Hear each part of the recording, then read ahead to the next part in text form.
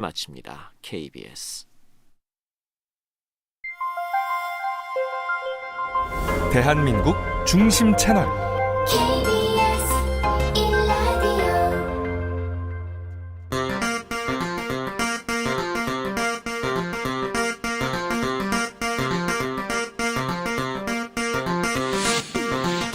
주진우 라이브.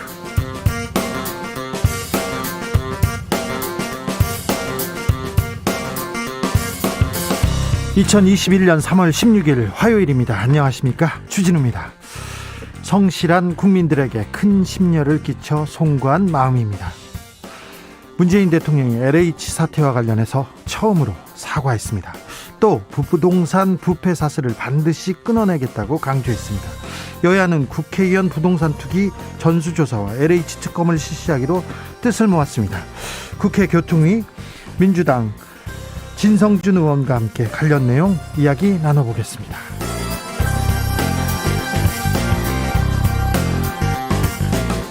오세훈 대 안철수, 안철수 대 오세훈. 서울시장 야권 단일화를 3일 남기고 양측의 설전 더욱 거칠어지고 있습니다. 후보는 내일과 모레 이틀 동안 여론조사로 선출되는데요. 이런 가운데 안철수 후보가 국민의힘과 합당하겠다 승부수를 띄웠습니다. 그러자 오세훈 후보는 입당부터 하라면서 반격했습니다. 두 후보의 단일화 셈법 정치연구소 영앤영에서 짚어보겠습니다. 이명박 정부의 4대강 불법 사찰 내용을 담은 국정원 논문이 공개됐습니다. 사찰 피해를 본 환경단체들이 내일 박형준 국민의힘 부산시장 후보를 고발한다고 합니다. 박형준 후보는 지난 2월부터 불법 사찰에 관여한 적이 없다고 주장하고 있는데요. 문건에는 홍보기획관 요청사항이라고 적혀 있습니다. 이런 가운데 어제 박지원 국정원장이 국회 정보회의에 출석했고 여러 얘기를 했습니다. 그런데 오보 논란이 이어졌습니다. 관련 내용 KBS 이재석 기자와 알아보겠습니다. 나비처럼 날아 벌처럼 쏜다. 여기는 주진우 라이브입니다.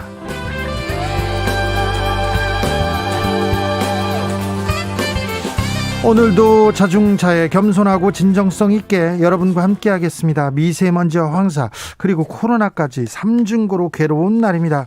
집에 들어가시면 손발 깨끗이 씻고 따뜻한 물도 좀 많이 드시기 바랍니다. 주진우 라이브 어디에서 어떻게 듣고 계신지 알려주십시오. 각 지역의 하늘 상황 궁금합니다. 하늘이 어때요? 이렇게 알려주십시오. 샵 9730, 짧은 문자 50원, 긴 문자는 100원입니다. 콩으로 보내시면 무료입니다. 그럼 주진우 라이브 시작하겠습니다.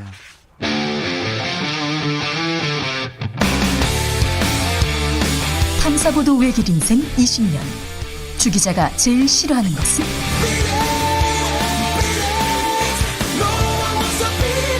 이 세상에서 비리와 부리가 사라지는 그날까지 오늘도 흔들림 없이 주진우 라이브와 함께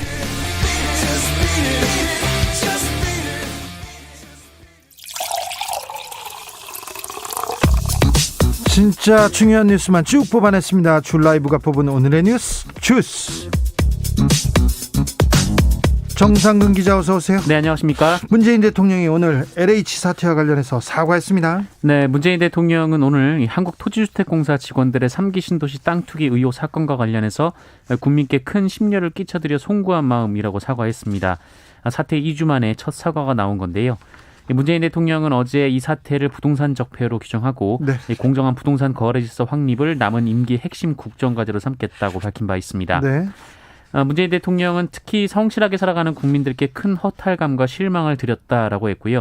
더 공정하고 깨끗한 사회로 나아가고 있다는 점은 분명하지만 아직 해묵은 과제들이 많다라고 표현했습니다. LH 사태가 터졌습니다. 정치권에서는 공방만 이어지고 있었는데 좀 진전이 있었습니다. 네, 국민의힘이 더불어민주당의 LH 특검과 국회의원 전수조사를 수용했습니다. 이에 따라 더불어민주당은 국민의힘이 요구한 국정조사를 받아들이기로 했습니다. 이 주호영 원내대표는 3월 임시국회 중에 특검법 처리 입장을 밝혔습니다. 네. 코로나19 상황으로 가볼까요? 네, 오늘 코로나19 신규 확진자는 모두 363명입니다. 어제에 이어서 이틀째 300명대이지만 역시 휴일 검사 건수가 반영된 것이고요. 이 걱정스러운 점은 변이 바이러스가 계속 나오고 있는데 이 지난 일주일 동안 새로 확인된 변이 바이러스가 30여 건에 달하고 이 중에 10여 건이 지역사회 감염이었습니다. 유럽 일부 국가에서 아스트라제네카 백신 접종 중단한 상태입니다. 정부가 이에 대해서 입장을 밝혔어요. 네, 독일과 프랑스를 비롯한 일부 유럽 국가들이 이 백신을 맞은 뒤 혈관 안에서 피가 굳는 혈전이 생성된 사례를 발견하고 아스트라제네카 백신과의 연관성이 확인될 때까지 접종을 보류한 바 있습니다. 이에 방역 당국은 현재까지 파악한 바로는 접종을 중단하거나 유보한 모든 국가에서 관련성을 확인했다는 근거를 발견하지 못했다라고 했지만 다만 모레 발표될 것으로 예상되는 유럽의약품청의 조사 결과를 주시할 방침이다라고 밝혔습니다. 잠시 후 인터뷰에서 저희가 자세히 좀 다뤄보겠습니다. 오세훈, 안철수, 오세훈 두 후보 간의 단일화를 위한 토론회 지금 열리고 있습니까? 네, 단일화 협상 결론이 나오지 않은 상황이지만 일단 양측은 오늘 처음이자 마지막으로 TV 토론을 열기로 했습니다. 아직 시작은 안 했고요. 예. 잠시 후 30분부터 시작할 예정이고요. 그리고 여론조사가 계속되죠? 네, 그리고 상당수 언론이 이를 생방송할 예정입니다. 안철수 후보가 승부수를 던졌다고 볼 수 있습니다. 국민의힘과 합당을 추진하겠다. 서울시장 선거 후에 이렇게 얘기했어요. 네, 어제 오세훈 국민의힘 후보가 안철수 후보로 단일화되면 그 야권의 대선이 분열된 상태에서 치러지게 된다 이렇게 주장한 바 있는데요. 오늘 안철수 대표는 기자회견을 통해서 이 단일화 승패 여부와는 상관없이 선거 이후 국민의힘과의 합당을 추진하겠다라고 밝혔습니다. 안철수 후보는 대통합만이 문재인 정권의 무능과 폭정을 저지시킬 수 있다라며 서울시장이 돼서 국민의당 당원 동지들의 뜻을 얻어서 국민의힘과의 합당을 추진하겠다라고 밝혔습니다. 약간 급한 모양입니다. 오세훈 후보는 뭐 별다른 반응이 없습니다. 네, 뭐라고 하냐면 네, 늦었지만 환영한다라면서도 네. 왜 단일화 이후에 해야 하냐, 지금 바로 하자라고 말했습니다. 그렇게 지금 얘기하고 있죠. 양측 단일화를 위한 막바진 것 같아요. 그래서 설전 더 치열해지고 있습니다. 네, 김종인 국민의힘 비상대책위원장이 이 토론도 제대로 할 수 없는 사람은 서울시장 후보가 될 수 없다라며 안철수 대표를 비판했는데요. 네. 그러자 오늘 안철수 후보는 이 김종인 위원장에 대해서 단일화 파트너에게 도를 넘는 말을 한 것은 이적행위라면서 앞으로 각별히 유의하시면 감사하겠다라고 말했습니다. 네. 그리고 상황 논란이 불거졌는데요. 그러게요. 네, 안철수 후보가 오세훈 후보가 이제 상황이 있다, 뒤에 김종인 위원장이 있다 이렇게 주장을 한 건데 이에 대해 이준석 국민의힘 전 비상대책위원은 안철수 후보에게 본인을 조종하는 여자 상황제가 있다는 말은 들었나 이렇게 비판하기도 했습니다. 여자 상황이요? 네, 이 부인인 김미경 서울대 교수를 지칭하는 것으로 보이는데 뭐 어떤 근거에서 이런 주장을 하는지는 밝히지 않았습니다. 여자 상황제라고 얘기했습니다. 아무튼 계속 양측의 설전 치열해져 가고 있습니다. 오세훈 후보 내곡동 땅 관련 해명이 거짓이라는 비판을 받고 있어요. 네, 오세훈 후보는 강남구 내곡동에 소재한 처가 땅이 이 자신의 서울시장 재임 당시 국민 임대주택 부지로 지정됐다 이런 논란에 대해서 예? 자신의 임기 때가 아니라 노무현 정부 때 지정된 것이다라고 해명한 바 있는데요. 네. 사실이 아니었습니다. 지구 지정이 최종 확정된 시기는 2009년 이명박 정부 때이고 또 오세훈 당시 시장의 재임 기간과 겹치는 시기입니다. 네. 오세훈 후보는 당시 공문서를 확인하지 못한 상태에서 혼선이 있었다라고 했고요. 처가 쪽은 강제 수용했다는 손해를 감수했다라면서 당시 이 땅의 존재와 위치를 알지 못했고 지금도 그 땅이 어디 있는지 모른다 이렇게 주장했습니다. 예. 하지만 고민정 더불어민주당 의원은 이 국민 누구나 볼 수 있는 관보의 버젓이 땅 지번까지 게재돼 있다라면서 땅의 존재와 위치를 알지 못했고 지금도 모른다고 한 것은 그 또한 거짓말이라고 주장했습니다. 내곡동 땅 관련 해명이 좀 더 커지고 있습니다. 해명 이후에 박형준 후보는 LCT 투기 논란에 휩싸였습니다. 네, 아무래도 이 만들어지는 과정에서 온갖 특혜 편법 의혹이 제기됐던 LCT여서 생길 때부터 그랬죠. 네, 논란이 끊이지 않고 있는데요. 이 박형준 국민의힘 부산시장 후보가 LCT 주택 2채를 보유한 전력이 논란이 되고 있습니다. 2채나요? 네, 더불어민주당은 이 LCT 2채를 박형준 국민의힘 부산시장 후보의 가족이 보유하고 있다라고 하면서 네. 더욱이 이 2채를 국회 사무총장 재직하던 시절에는 재산 등록 신고도 하지 않았다라고 주장했습니다. 재산 신고를 안 했습니까? 네, 그리고 뭐 이 LCT 2채에 대해서 어떻게 소유를 하게 됐는지 혹시 그 특혜 분양이 아닌지 그 해명을 하라라고 했는데요. 이에 대해서 박형준 후보 측은 해당 2채는 부인과 딸 명의로 모두 정상 거래를 통해 이루어졌다라면서 특혜는 없었다고 반박했습니다. 그러자 민주당은 이 박형준 후보가 배우자 명의로 지난해 4월 10일에 LCT를 21억 원 정도에 구매를 했는데 현재 무려 40억 원을 호가하고 있다라면서 1년도 안 되는 기간에 딸과 함께 40억 원의 차익을 달성했다라고 비판했습니다. 네. 1년 안 되는 기간에 40억이나 올랐어요? 네, 한 채당 20억 정도가 올랐는데 두 채니까 40억이라고 계산을 한 것 같습니다. 자, 높은 곳에 사는 사람들 좀 다르군요. 그 규모가. 한미 연합훈련에 대해서 북한이 좀 화가 났습니다. 날선 반응을 보였습니다. 네, 북한은 어제 김여정 당 중앙위 부부장 담화를 통해서 한미 연합훈련을 비난하며 3년 전의 봄날은 다시 돌아오기 어려울 것이라고 밝혔습니다. 김정은 북한 국무위원장이 남조선 당국 태도에 따라서 3년 전 봄날로 돌아갈 수 있다라는 취지의 말을 한 바 있는데 말을 아끼다가 또 말을 독설을 또 쏟기 시작하네요. 네, 이 말을 빌려서 이 남북관계 복원을 기대하지 말라 이런 입장을 밝힌 겁니다. 네. 게다가 이 조평통 같은 대남 대화기구를 정리하겠다라거나 이 남북 군사합의 파기를 할 수도 있다 뭐 이런 얘기를 하기도 했는데요. 그 이유는 한미 연합훈련 때문입니다.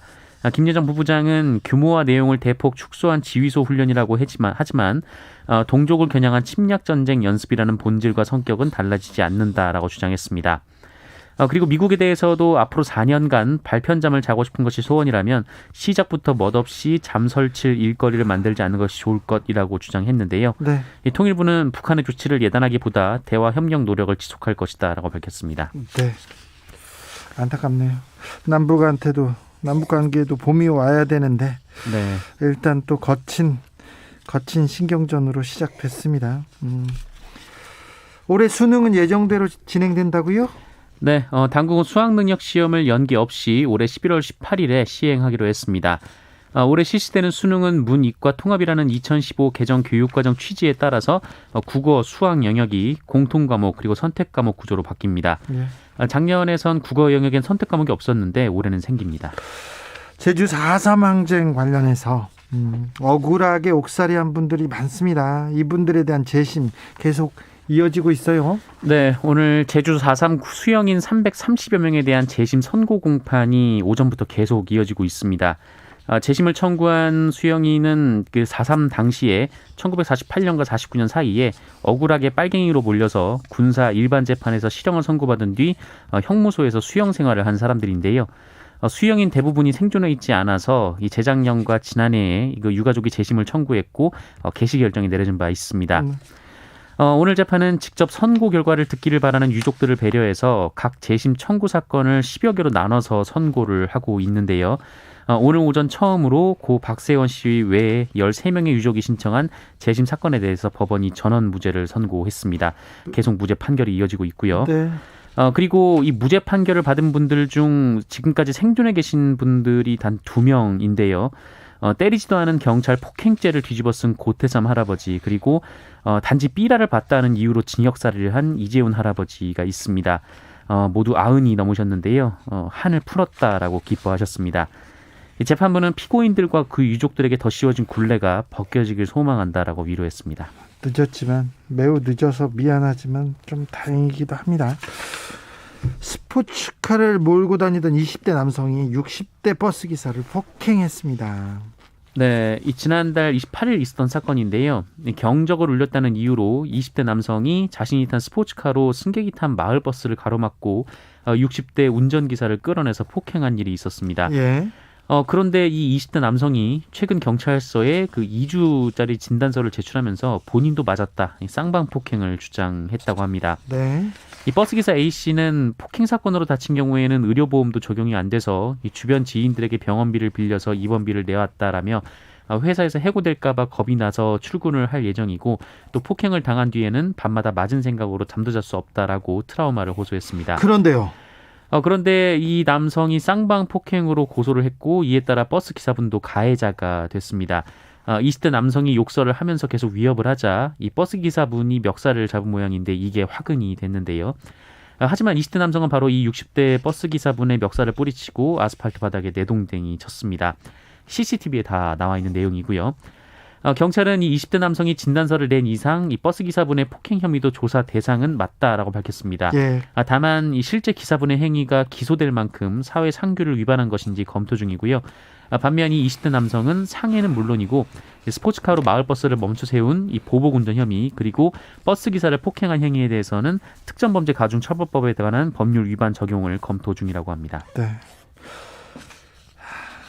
사실관계를 꼼꼼히 따져서 잘못한 사람은 꼭 좀 엄정하게 좀 처벌했으면 합니다. 이런 사건이 나올 때마다 좀 가슴이 아파요. 주스 정상근 기자 함께했습니다. 감사합니다. 고맙습니다. 3041님께서 요즘 기분 좋은 뉴스를 찾아보기 힘드네요. 이런 뉴스를 전해드려서 죄송합니다. 각박한 세상입니다. 그래도 백신 접종 시작되고 곧 프로야구도 시작되니 조금만 힘을 내볼랍니다. 롯데 화이팅합니다. 아이고 롯데 네. 어떻게 하시려고요? 네. 화이팅입니다. 근데 좀 걱정됩니다. 추신수도 다른 팀으로 가고. 아이고, 네. 안영수님께서 경주도 뿌연 하늘 집콕 중입니다. 네. 황사가 왔어요. 비가 조금 오긴 했으나 황사가 왔습니다. 그러니까 좀 조심해야 됩니다. 뭐 창문 열면 안 된다고 합니다. 9970님은 인천 연수구입니다. 하늘이 백내장 꼈어요. 하늘에 백내장이다. 이런 표현을. 2632님께서는 포항입니다. 날씨 좋고요. 하늘도 좋습니다. 포항은 좋다고요? 다행입니다. 5578님 여긴 구미입니다. 황사라는 말이 무색하게 파란 하늘 좋아요. 걱정했는데 다행이에요. 주진우 기자님 늘 응원합니다. 감사합니다. 구미 파란 하늘이라고 합니다. 다행입니다. 9234님 강남구 역삼동 하늘은 화창한 기분 좋은 봄날입니다. 그래요. 다행입니다. 파란 봄날이랍니다. 다행입니다. 교통정보도 알아볼까요? 이승미 씨. 네, 이 시각 교통 상황입니다. 빠르게 정체가 늘면서 돌발 구간도 많아졌습니다. 주의하셔야겠는데요. 경부고속도로 서울 방향으로 남사 부근 2, 3차로에서 승용차 관련 사고를 처리하고 있습니다. 1km 구간 속도 내기 어렵고요. 이후 기흥에서 수원, 달래내고개에서 반포 쪽으로 정체되고 있습니다. 경인고속도로는 인천 방향으로 부평나들목 지나 4차로에서 사고 처리 중입니다. 부평나들목부터 2km간 막히고요. 서울 방향으로는 서인천에서 부평 부근 또 부천에서 신월 쪽으로 정체되고 있고 제2경인고속도로 남동에서 문학나들목 구간 양방향 막힙니다. 인천 방향으로는 산막에서 광명 쪽으로도 정체가 되고 있고요. 서울시내 강변북로 구리 방향으로 고장난 차 여파로 서강대교에서 반포대교까지 35분 정도 걸리고 있습니다. 이후 한남대교에서 영동대교 구간도 정체되고 있고요. 일산 쪽은 영동대교에서 양화대교까지 가는데 40분 정도 필요합니다. KBS 교통정보센터였습니다. 주진우 라이브. KBS 취재진에서 3년 전부터 이명박 정부의 4대강 불법 사찰에 관해서 계속해서 보도해오고 있습니다. 3년 전 KBS는 한 장짜리 사찰 요약문건을 입수해서 보도했고요. 최근에 107쪽짜리 4대강 사찰 원문 공개했습니다. 누가 등장할까요? 그리고 어제 박지원 국정원장이 국회 정보회의에 출석해서 지금까지 진행상 여야 의원들에게 보고했습니다. 관련 내용 좀 알아보겠습니다. KBS 이재석 기자 모셨습니다. 안녕하세요. 네, 안녕하세요. 박지원 국정원장이 국회 정보회의에 출석했습니다. 그래서 여러 가지 얘기를 했는데요. 예. 하태경 의원이 박지원 원장이 한 말이라면서 며칠 전 KBS에 공개한 두 종류 문건은 국정원이 직접 준 거는 아니다 이렇게 밝혔어요. 이게 무슨 말입니까? 그러니까 저희도 어제 좀 많이 당혹했는데요. 네. 예, 그러니까 결과적으로 얘기하면 이렇습니다. 그러니까 국회 정보위에 이제 박지원 국정원장이 출석해서 여야 간사들한테 이제 보고를 하잖아요. 예. 그러면 기자들은 국정원장을 직접 만날 수는 없고 네. 여야 간사를 통해서 전원 형태로 듣지 않습니까? 네. 그러니까 국정원 취재는 원래 좀 그렇게 합니다. 예. 그 전원을 전달하는 과정에서 네. 결국에는 이게 제대로 전달이 잘 안 된 거예요. 네. 그래서 이제 결과적으로 말씀을 드리면 박지원 국정원장도 명료하게 말씀하시지 않은 측면이 있고 또 그 하태경 의원도 정확하게 전달하지 않은 측면이 있어서 그래서 이제 결과적으로는 KBS 보도가 마치 오보인 것이냐 이렇게 이제 보도가 여기서 묻겠습니다. 예. 그러면은 국정원 문건은 맞는 거죠? 당연하죠. 예, KBS가 공개한 문건은 국정원 문건이 맞는 거죠? 예. 그리고 박지원 국정원장에서는 우리가 KBS한테 준 건 아니다 이 얘기를 한 거죠? 그런 맥락이 아니라 네. 그러니까 이게 좀 뭔가 설명이 좀 필요한데 네.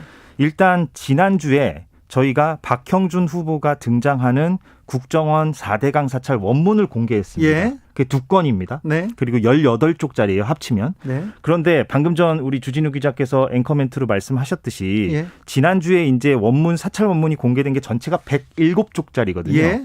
그게 이제 3년 전에 저희 요약 문건을 토대로 환경단체들이 정보공개 청구를 해서 결국에는 받아낸 원문이죠, 원문. 예. 그 107쪽 가운데 저희가 박형준 후보와 연루된 18쪽짜리 문건을 지난주에 공개를 했죠. 그게 2건입니다. 네, 2건입니다. 근데 그것이 국정원이 제공한 게 아니다라고 어제 하태경 의원이 얘기하는 바람에 네. 그래서 이게 마치 우리가 엉뚱한 데서 이 문건을 은밀하게 입수해가지고 보도한 것이냐. 사람들은 이게 예. 국정원 문건이 아니고 다른 문건이야 이렇게 생각할 수도 있어요. 그렇게 할 수도 있고 KBS가 어디랑 거래를 해가지고 이 문건을 가져왔냐 이렇게 이제 의심을 할 수가 있는 건데 이게 이제 환경단체가 정보공개 청구를 통해서 네. 공식적으로 받아낸 국정원 문건이죠. 예, 국정원 문건 안에 있는 일부의 이제 2건의 문건이라고 할 수가 있는 네, 거죠. 네. KBS는 취재를 그 피해자들한테 해가지고 피해자들한테도 받았지 국정원한테 직접 받은 건 아니다. 이렇게 보면 되죠. 그렇게 보면 됩니다. 근데 언론에서 하태경 의원의 전언을 이렇게 빨리 받아 쓰다가 약간 조금 왜곡됐다고 볼 수 있겠네요. 예, 그러니까 근데 일견 이해될 수 있는 측면이 있긴 있죠. 왜냐하면 이제 그 하태경 의원이 그렇게 얘기를 하는 거를 정치부 출입 기자들이, 국회 출입 기자들이 어찌됐건 인용 보도를 하긴 해야 되지 않습니까? 그래서 저희가 이제 그것을 좀 교정하고 다듬는 과정에서 사실이 그게 아니다. 이제 다른 문건을 얘기한 거다. 그러니까 박지원 국정원장께서 우리가 KBS에 주지 않았다, 밖으로 오픈하지 않았다라고 얘기하는 문건은 우리가 공개했던 박형준 후보 연루 문건이 아니라 별도의 다른 문건이다. 이거를 저희가 좀 설명을 했어요. 네. 그래서 이제 기사가 좀 일부 알겠습니다. 수정이 되긴 됐고. 네. 예. 기자들한테는 그게 중요한지 몰라도 국민들한테는 이게 더 중요합니다. 자, 네. KBS가 계속 취재해온 이명박 정부의 4대강 불법 사찰 문건. 여기에 청와대 인사들이 연루돼 있다. 자, 이 문건이 가진 의미가 뭐라고 보십니까? 그걸 좀 짚어주십시오. 그러니까 사찰 원문이 4대강 사업에 반대했던 민간인들을 상대로 당시 이명박 정부 국정원이 어떻게 사찰했는지가 적나라하게 드러나는 네. 사찰 원자료가 공개된 건 이번이 처음입니다. 그렇습니다. 예, 107쪽짜리가요. 국정원 문건이 공개된다고 해도 저도 제 문건 중에 4페이지 중에 3줄 나와요, 3줄. 맞습니다. 제목 그런 식으로 나왔는데 이렇게 원문이 다 공개된 거는 KBS 보도 이후에 원문이 공개된 거는 처음입니다. 예, 물론 여기에도 빈칸 처리가 많이 돼 있긴 해서 안타깝긴 하지만 네. 그래도 주진우 기자가 받으셨던 그 자료에 비하면 네. 내용이 많이 들어가 있는 편이에요. 네. 그래서 여길 보면 저희가 이제 좀 아무래도 본격적인 문제 제기를 했던 것은 네. 청와대 홍보기획관 요청 사항이라고 적힌 2건의 문건이 이제 등장을 하죠. 네. 그리고 이 청와대 홍보기획관이 당시 홍보기획관이 지금 그 박형준 부산시장 후보이잖아요. 네. 그래서 이 부분을 저희가 이제 지난주에 집중 보도를 하고 또 그 해당 문건 자체를 인터넷에 저희가 공개를 했습니다. 관련 네. 문건은 KBS 뉴스 홈페이지에 올라가 있고요. 주진우 예. 라이브 유튜브에 들어오시면 링크 바로 확인하실 수 있습니다. 네. 맞습니다. 그래서 이제 그 문건을 누구나 볼 수 있게 돼 있고, 그래서 그 문건을 보면 이제 4대강 사업에 반대한 사람들을 예를 들면 이런 거죠. 그러니까 관리 라인을 구축해가지고 투쟁 계획을 사전에 파악하고 국민적 거부감을 조성한다. 또 환경부 차원에서 전당관을 지정해가지고 단체 간의 갈등을 유도한다. 네. 취약점을 공략한다. 연대를 차단한다. 반대 활동을 무력화시킨다. 그리고 온건파인 어떤 스님은 친분 인사를 통해서 순화한다.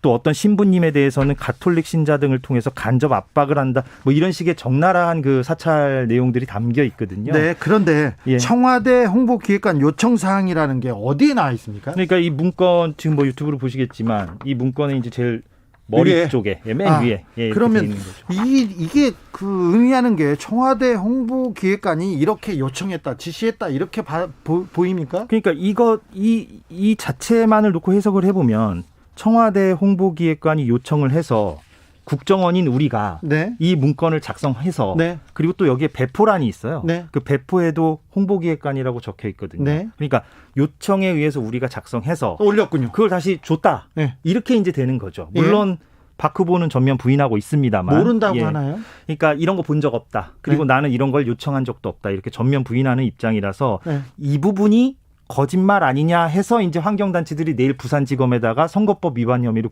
고발을 하는 거죠. 왜냐하면 허위사실 공표가 될 수도 있으니까 네. 진실이 무엇인지는 물론 더 봐야 되겠습니다만 그런 차원에서 이제 고발을 한다 이런 겁니다. 네. 내용은 잘 알겠습니다. 예. 박형준 후보가 이거는 뭐 정치 공세라고 계속 펄쩍 뛰고 있는데 해명해야 될 부분인 것 같습니다. 그러니까 물론 이제 박형준 후보는 계속해서 이제 뭐 내가 보지도 못한 문건이고 이게 왜 이런 선거 과정에서 선거 국면에서 이런 게 나오는지 모르겠다 이렇게 이제 얘기를 하는데 네. 지난번에 제가 이 자리에서 이제 주진우 기자도 얘기했지만 지난해 11월에 대법원 확정 판결이 있고 나서 그 뒤에 이제 정보가 나오고 있는 것들이잖아요. 네. 그러니까 이게 어떻게 공교롭게도 이 선거철과 맞물린 측면이 있다. KBS는 3년 전 2018년부터 계속 보도했던 내용입니다. 맞습니다. 그 네. 내용이 재판을 통해서 이제 공개하라고 11월에 판결을 받았고 그 재판부의 판결 소식과 함께 이제 나온 거죠. 이제 올해 들어서 속속 나오고 있는데 공교롭게도 보궐선거와 맞물린 거죠. 예. 그런데 국정원의 민간인 사찰, 불법 사찰에 대한 정확한 원문이 공개됐어요. 이 부분은 선거와 별개로 계속해서 보도할 가치가 있다고 그리고 봅니다. 보궐선거 이후에도 계속 자료가 나오기 때문에 네. 예, 이거는 뭐 저희뿐만 아니라 다른 언론사에서도 계속 보도를 할 예정이고요. 네. 뭐 그런 거죠. 계속 전해 주십시오. 예, KBS 사회부 이재석 기자였습니다. 고맙습니다. 주진우 라이브.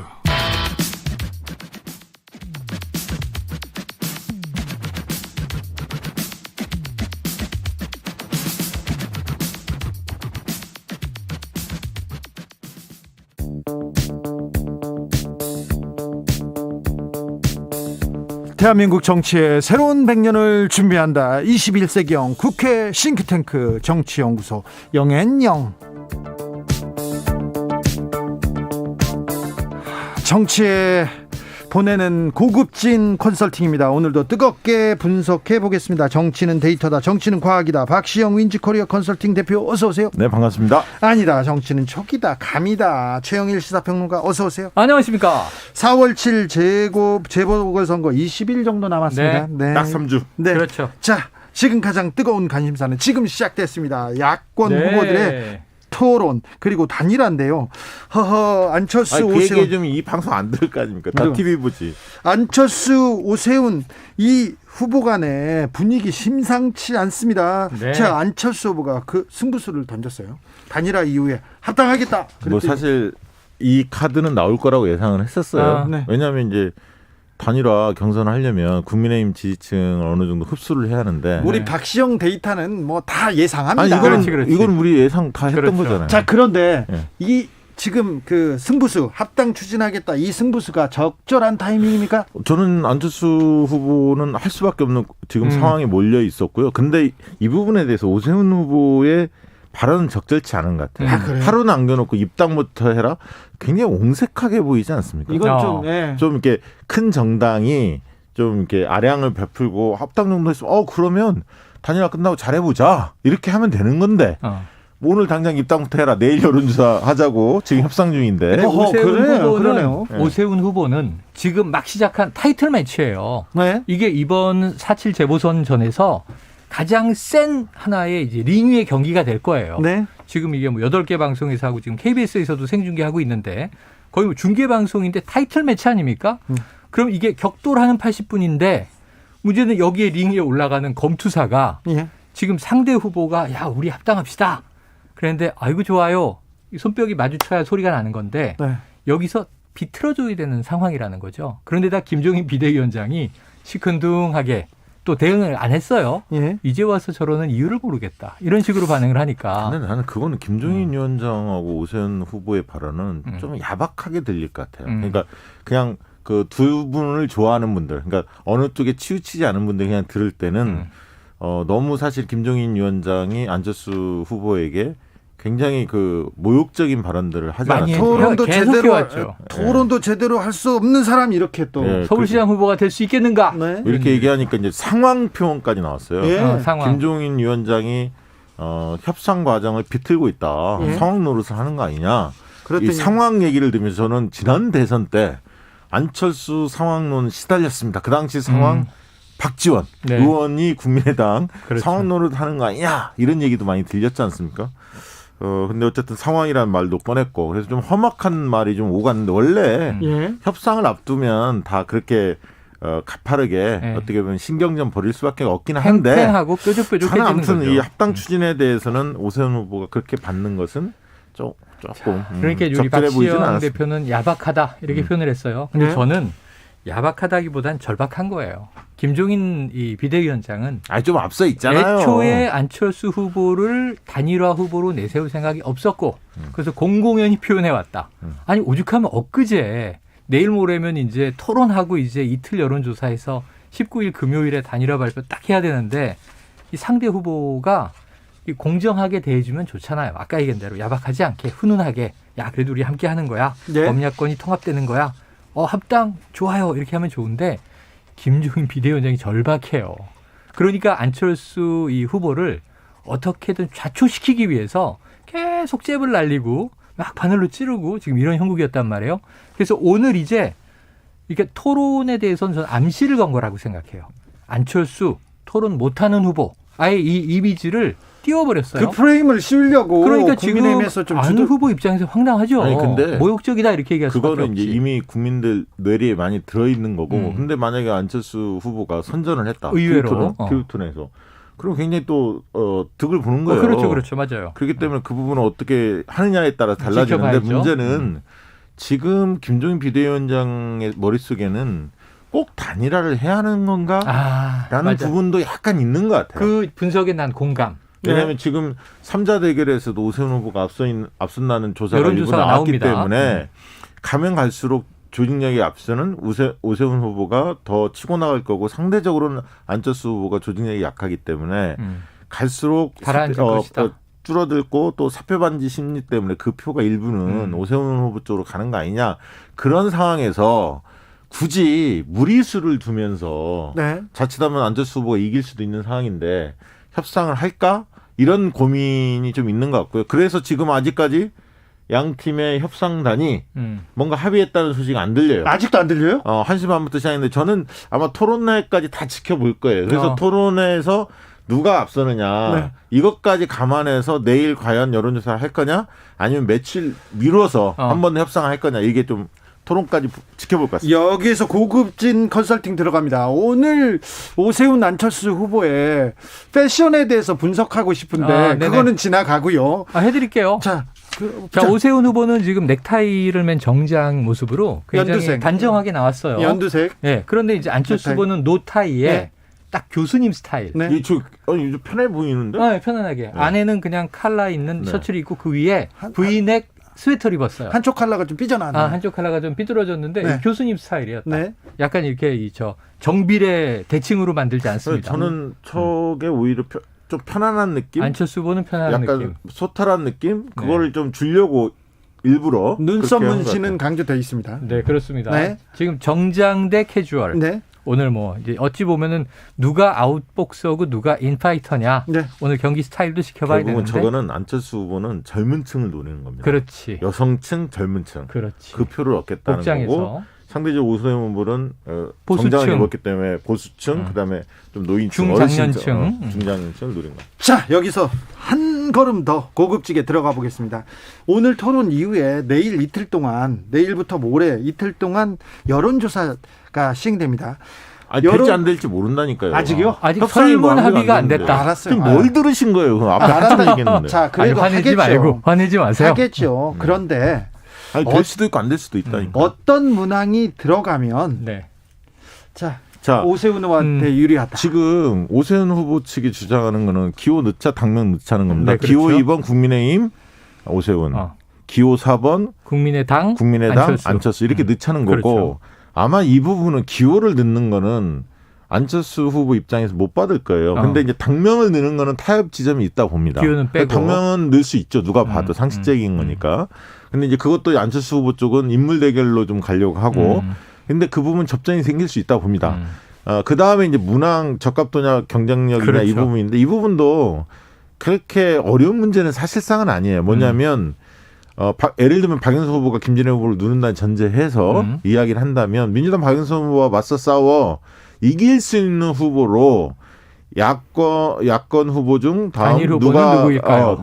단일 후보로 누가 적합하다고 보냐. 그래서 경쟁력 이긴다는 경쟁력과 적합도를 합쳐서 이게 믹스해서 만들 수는 있어요. 그래서 그 부분도 그렇게 어려운 작업은 아닌데 문제는 뭐냐면 협상단에 앉아 있는 사람은 나중에 만약에 자기가 미는 후보가 졌을 때 그 책임을 자기가 다 떠안기 때문에 그렇지. 베스트를 고집합니다. 지금 피가 마르는 상황이죠. 이게 주고받는 게 쉽지가 않아요. 사실 맞아요. 그래서 그때 최종적인 결단은 후보들이 할 수밖에 없거든요. 사실.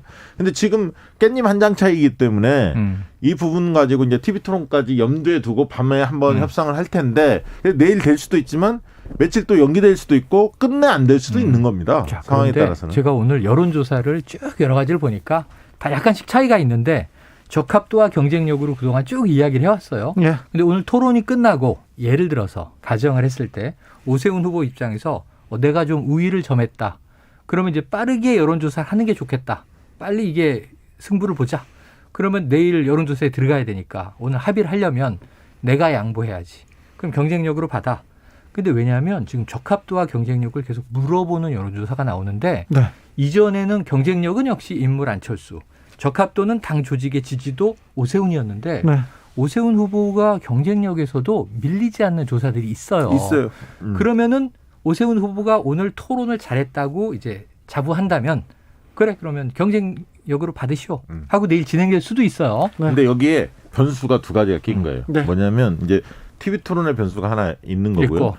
TV 토론 결과까지 보고 내일 당장 하는 게 유리할지 며칠을 예를 묵히는 들면 게 좋을지. 묵히갖고 아직도 변수가 많군요. 많습니다. 또 한 가지 뭐냐면 오세훈 후보한테 제기된 내곡동 땅 문제입니다.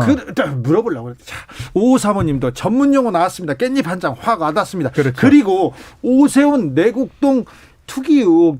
투기 의혹이라 그래.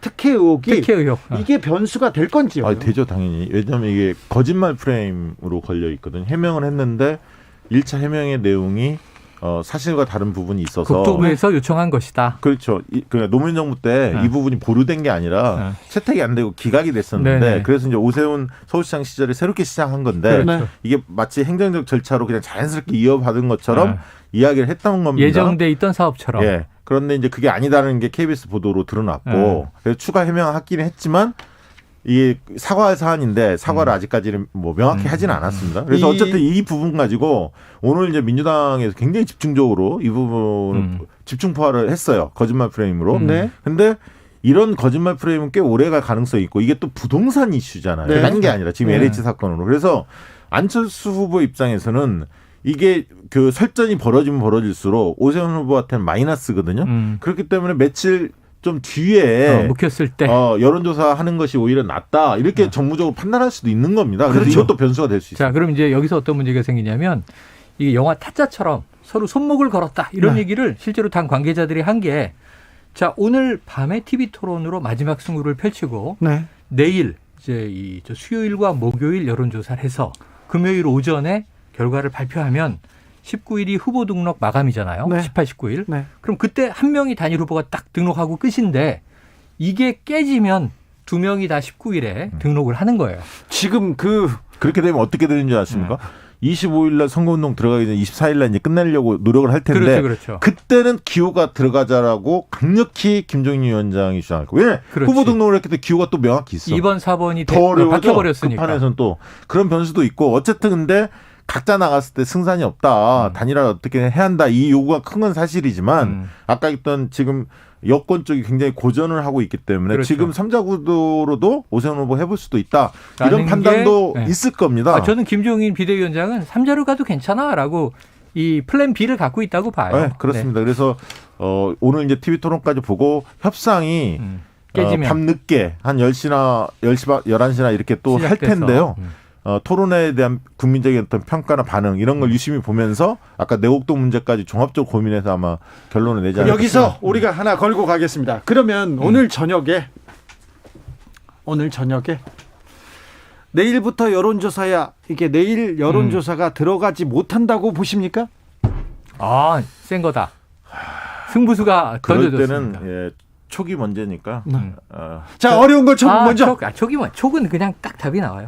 못 들어갑니다. 내일 못 들어가요? 오늘 밤에 이 협상단이 난항을 겪고요. 깨지네요, 협상이. 내일 안 되는데 네. 그런데 네. 하루에 여론조사를 해보자. 이렇게 여지를 하루 둘 수는 있어요. 내일 더 협상을 해보고. 그런데 저도 비슷한 생각이 내일 아, 못 진짜요? 들어간다. 내일 못 하루의 들어간다. 여유를 둘 수 있어요. 그리고 아까 했던 25일 전에 협상을 계속 지속을 해서 마지막 그때까지 해야 돼요? 아니 그 다음에 또 이제 29일까지 한 번 더 기회가 있어요. 왜냐하면 투표용지 인쇄. 투표용지 인쇄 전에만 단일화를 하면 한 명은 빠지는 거지. 근데 투표용지에서. 그렇게 길어지면 길어질수록 단일화 시너지는 떨어지는 거죠. 왜냐하면 당연하죠. 앙금이 막 쌓이거든요. 그렇죠. 갈등이 첨예하게 붙을 거고요. 설전은 거칠어질 예, 거고요. 지지자들 간의 마찰이 커지기 때문에 자, 민주당이 바라는 건 민주당 입장에서 자 지금 상대해야 되는 적이 있는 거예요. 단일 후보는 오세훈 안철수가 최종적인 상대가 아니에요. 제압하고 올라가면 본선이 있는 거예요. 네. 그럼 지금 박영선 후보 캠프에서 볼 때 첫 번째 단일화 안 돼야 우리가 승산이 있다. 3자 구도가 낫다. 양자 구도보다 훨씬 난 거고. 예. 두 번째 단일화가 된다면 아름답지 못한 단일화가 돼야 된다. 네. 그러니까 이제 지지자들이 짜증나는 단일화가 돼야 된다. 굳이 되긴 됐지만 이게 과거에 2012년 대선에서 문재인 후보, 안철수 후보의 단일화 같은 거죠. 예. 한쪽이 굉장히 좀 심기불편한 표정이다. 역력히 드러나는. 예. 그래서 표가 모여주는 시너지가 안 났단 말이에요.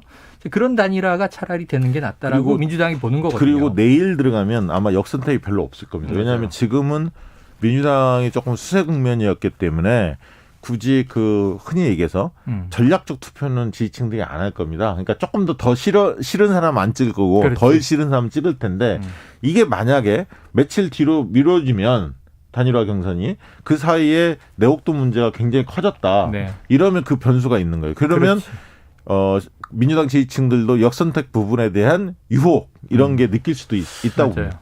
굉장히 복잡하군요. 복잡해요. 자, 오세훈 후보의 상승세. 거기에 내곡동 특혜 의혹 의혹이 제기. 터졌고요. 거기다가 3자 구도에서도 오세훈의 지지율이 가능성이 있다. 가능성 그게 오히려 단일화를 네, 방해할 수 있다. 그렇네요. 네네. 굉장히 어렵네요. 그런데다가 지금 오늘 토론에서 우위를 점하면 아까 이제 이게 내곡동 문제가 커지는 것은 시간을 끌수록 불리. 근데 토론회가 오늘 8개 방송이 생중계를 하고 있어요.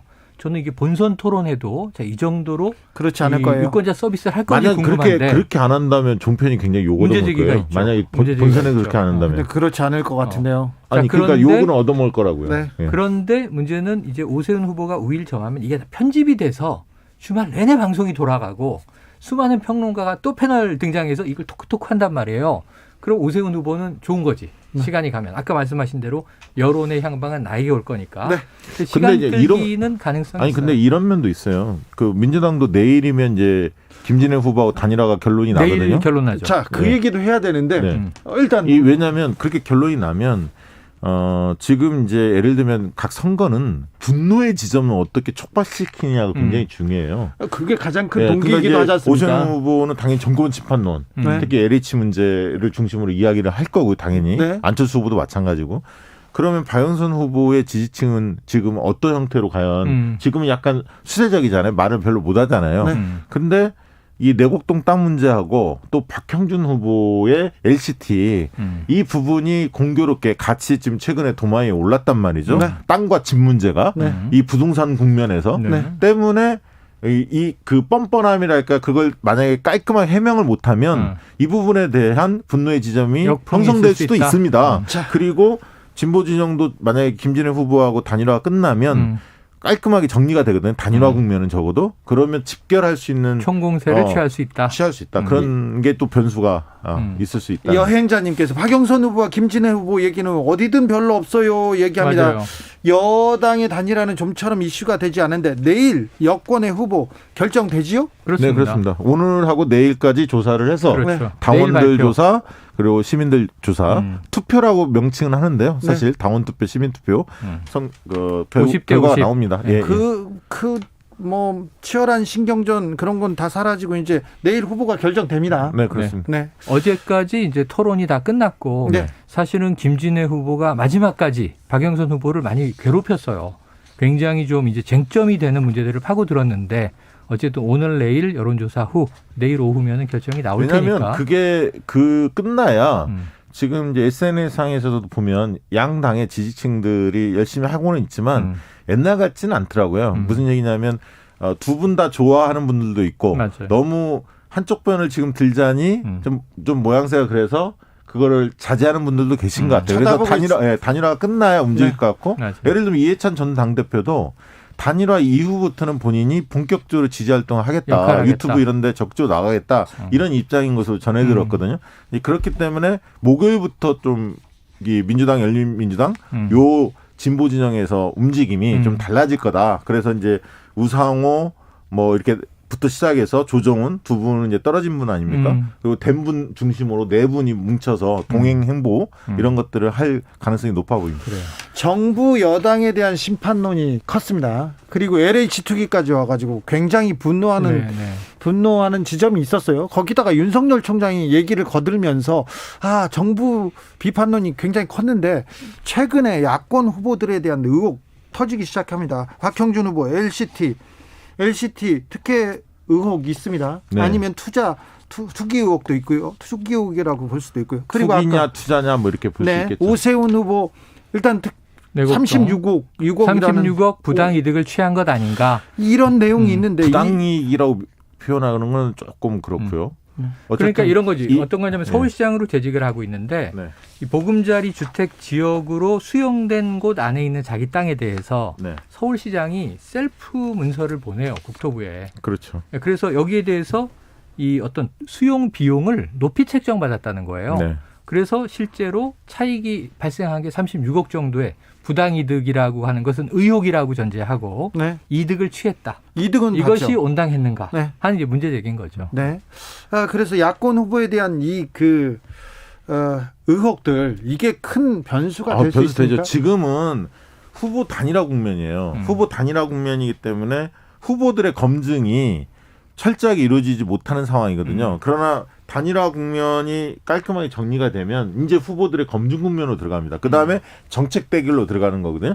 근데 지금 검증 국면이 오세훈 후보하고 박형준 후보 같은 경우는 시작됐어요. 사실은 시작된 거고 안철수 후보는 아직은 뭐 크게 드러난 건 아직은 없고요. 야권 쪽에서 본다면 여권도 뭐 크게 드러난 건 아직은 없는 것 같고요. 그래서 갈수록 검증 국면이 이제 치열해지기 때문에 각종 의혹들이 나올 가능성이 상당히 높습니다. 박형준 후보도 그동안 지금 한 4가지인가 이렇게 막 의혹이 많이 제기되지 않았습니까? 그래서 앞으로도 어떻게 이게 더 비화될지 더 많은 의혹들이 나올지는 좀 지켜봐야 겠습니다. 뭐 시간이 많지 않으니까 물어볼게요. 오세훈 안철수 오세훈 오늘 밤. 자, 오늘 밤 빅매치. 지금이라면 누가 유리합니까? 지금이라면 오세훈 후보가 조금 더 유리해 보입니다. 그렇습니까? 그런데 지금 현재 시간이 한 20여 분 지나고 있는데 처음은 좀 밋밋해요. 왜냐하면 주제에 대해서 사회자가 질문을 하고 한 2분 내외의 발언을 정견 발표식으로 하다가 이제부터 서로가 서로에게 묻는 방식으로 질문이 넘어가고 있는데 초반은 좀 밋밋해요. 밋밋하게 전개되고 두 사람 다 표정은 편안해 보입니다. 처음에는 분명히 또 문재인 정부 심판론 얘기할 거니까요. 뭐 공통의 이야기를 할 거고. 그런데 이제는 서로가 상대에게 상처를 주면서 자신이 득점을 해야 되는 시점이 지금 돌입하고 있어요. 앞으로 한 1시간 내에 이제 게임은 끝날 텐데 저도 오세훈 후보가 조금은 유리하다. 지금 그래서 오세훈 후보가 유리합니다. 그래서 내일과 모레 여론조사가 이루어지지 않을 거라고 지금 거의 가능성이 거죠. 있다. 그럴 가능성이 높다.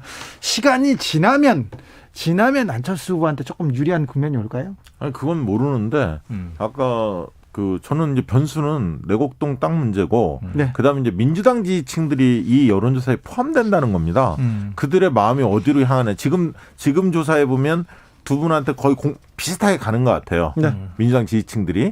그러니까 전략적 선택이라는 게 없는 거죠. 없는 상태에서 그렇게 가는데 전략적 선택 일부는 한 2, 3% 정도의 유권자 민주당 지지층이 할 수도 있는 거거든요. 아직은 없지만 그게 만약에 움직인다면 그 표가 결정적일 수도 있습니다. 두 후보의 지지율이 거의 박빙일 때는. 그렇죠. 여론조사 그래서 이게 며칠 날 하느냐 그리고 그 사이에 이 의혹에 대해서 오세훈 후보가 깔끔하게 털고 가느냐 그렇지 않느냐는 굉장히 중요해 보입니다. 박 대표는 3번의 기회를 얘기했어요. 하나는 내일 혹시 안 돼도 모레 하루라도 해서 19일 등록 전에 끝낼 것이다. 두 번째로는 이제 20일 이제 지나가서 그때 선거운동 전에 끝낼 것이다. 투표용지 인쇄 전에 끝낼 것이다. 저는 이번 주에 단일화가 안 되면 김종인 비대위원장이 네. 3자 구도로 결행할 거라고 보고 있습니다. 아, 그래요? 3자 네. 구도까지? 그러니까 예를 들면 그렇게 가면 안철수 후보가 중도에 또 포기할 수도 있다 이렇게 판단할 거예요. 그리고 유권자들이 한쪽으로 쏠려야 되잖아요. 분산되면 안 되니까 유권자들이 전략적 선택을 한다고요. 단일화는 실패할 수도 있다고 보는 거네요. 가능성이 지금 단일화가 여전히 단일화가 오늘 밤에 반반이에요. 반반이에요. 지금. 될 가능성이 반반이에요. 아직도? 높지 않다. 반반이다. 네. 자, 부산으로 가겠습니다. 부산은 김영춘, 박형준, 김영춘. 박형준 후보가 앞서가고 있죠. 유리합니까? 지금 현재 박형준 후보가 지금은 당연히 많이 앞서가요. 많이 앞서가고 있어요. 그런데 변수가 있었죠. 그러니까 TV 토론을 지난번에 며칠 전에 한 번 했어요. 그런데 TV 토론의 평가가 김영춘 후보가 굉장히 잘했다. 이 평가들이 꽤 많거든요. 그리고 굉장히 도전적으로 했고 메시지가 좀 힘이 있었다. 특히 이제 정권 심판론을 계속 이야기하는 박형준 후보에 비해서 지역 발전론에 대한 구체적 상 이런 부분들에 대해서 이제 어필을 하려고 노력을 한 것 같고요. 그런데 지금 이제 박형준 후보의 많은 의혹들이 지금 쌓이면서 도덕성 문제, 자질 문제에 대한 논란이 좀 커지고 있습니다. 그렇기 때문에 지금은 오히려 민주당이 공세적인 입장이고 방어적인 입장을 박형준 후보가 취하고 있는데 이 국면이 길어질 수도 있어요. 그러니까 지금 당장은 지지율이 막 요동치진 않지만 가면 갈수록 격차가 좁혀질 가능성도 있습니다.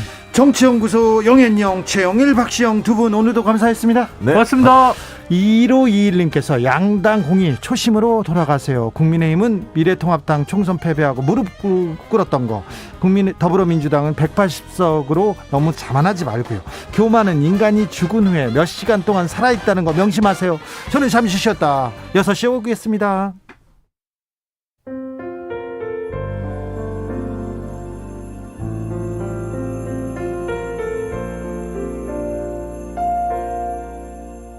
KBS 라디오 연중기획 희망충전 대한민국 421번째 이야기. 안녕하세요. 아나운서 이연주입니다.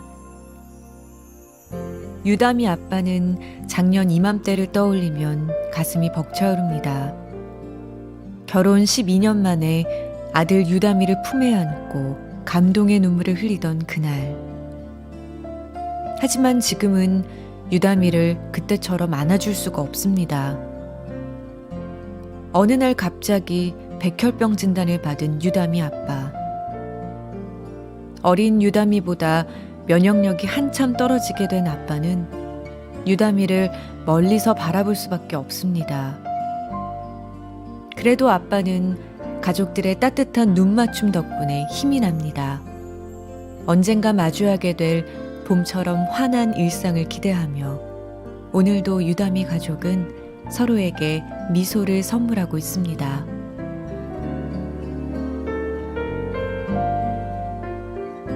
코로나19 여파로 사례자와 취재팀의 안전을 위해 사연으로 대신 전달합니다. 여러분의 따뜻한 손길이 희망의 빛이 됩니다. ARS 060-700-1580 060-700-1580 한 통화 3,000원으로 희망을 선물해주세요. KBS 라디오 연중기획 희망충전 대한민국은 초록우산 어린이재단, 인탑스 주식회사, 그리고 청취자 여러분과 함께합니다. ARS 060-700-1580 한 통화 3,000원입니다.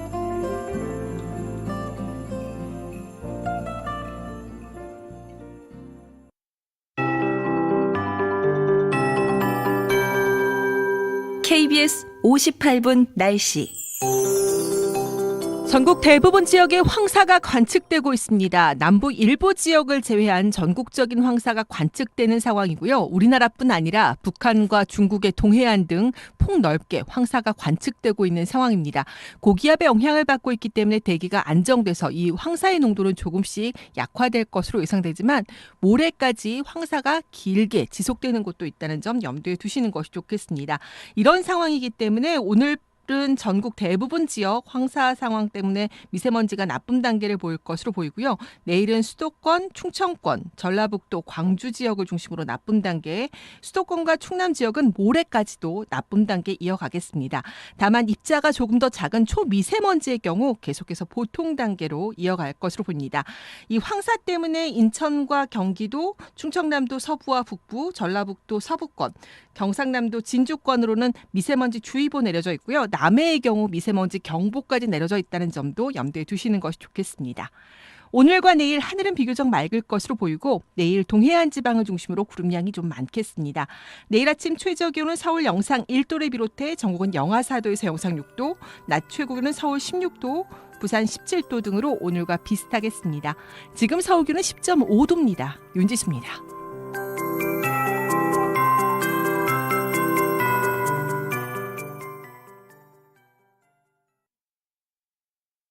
정성을 다하는 국민의 방송 KBS가 6시를 알려드립니다. AM 711kHz, FM 97.3MHz, KBS 1라디오입니다. HLKA.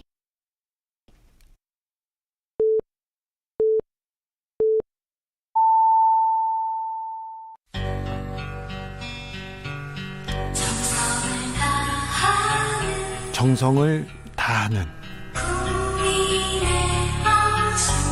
국민의 방송 KBS 주진우 라이브. 그냥 그렇다고요. 주진우 라이브 2부 이어가겠습니다. 정부가 어제 코로나19 예방접종 2분기 시행 계획을 발표했습니다. 관련 내용 자세히 들어보겠습니다. 질병관리청 코로나19 백신 예방접종 대응추진단 나성웅 부단장, 안녕하세요. 네, 안녕하십니까. 어제 예방접종 2분기 시행계획 발표했습니다. 75세 이상도 예방접종이 시작된다고 하는데요. 어떤 사항이 고려된 겁니까? 네, 좀 결론부터 좀 말씀을 드리면, 이제 처음에 요양병원 시설에 이제 계신 분들 접종이 2, 3월 시행계에서 보류되었던 것을 지금 제기하는 거고요. 예. 이제 지역에 계신 75세 이상 어르신들은 2분기에 새롭게 이제 시작하는 접종입니다. 예. 그래서 접종 기간 방법에 좀 차이가 있는데요. 잘 아시는 것처럼 요양병원 시설 어르신은 지난 2월부터 이제 진행이 됐는데, 네. 그 당시 이제 예방접종 전문위원회 권고가 백신의 유해성을 검증 이후 접종하는 걸 보류를 했었습니다. 네. 결국 이제 영국 스코틀랜드 접종 사례가 이제 효능이 확인이 돼서 다시 65세 이상 아스트라제네카 백신 권고해서 이제 보류됐던 65세 이상 어르신 접종을 하게 되었고요.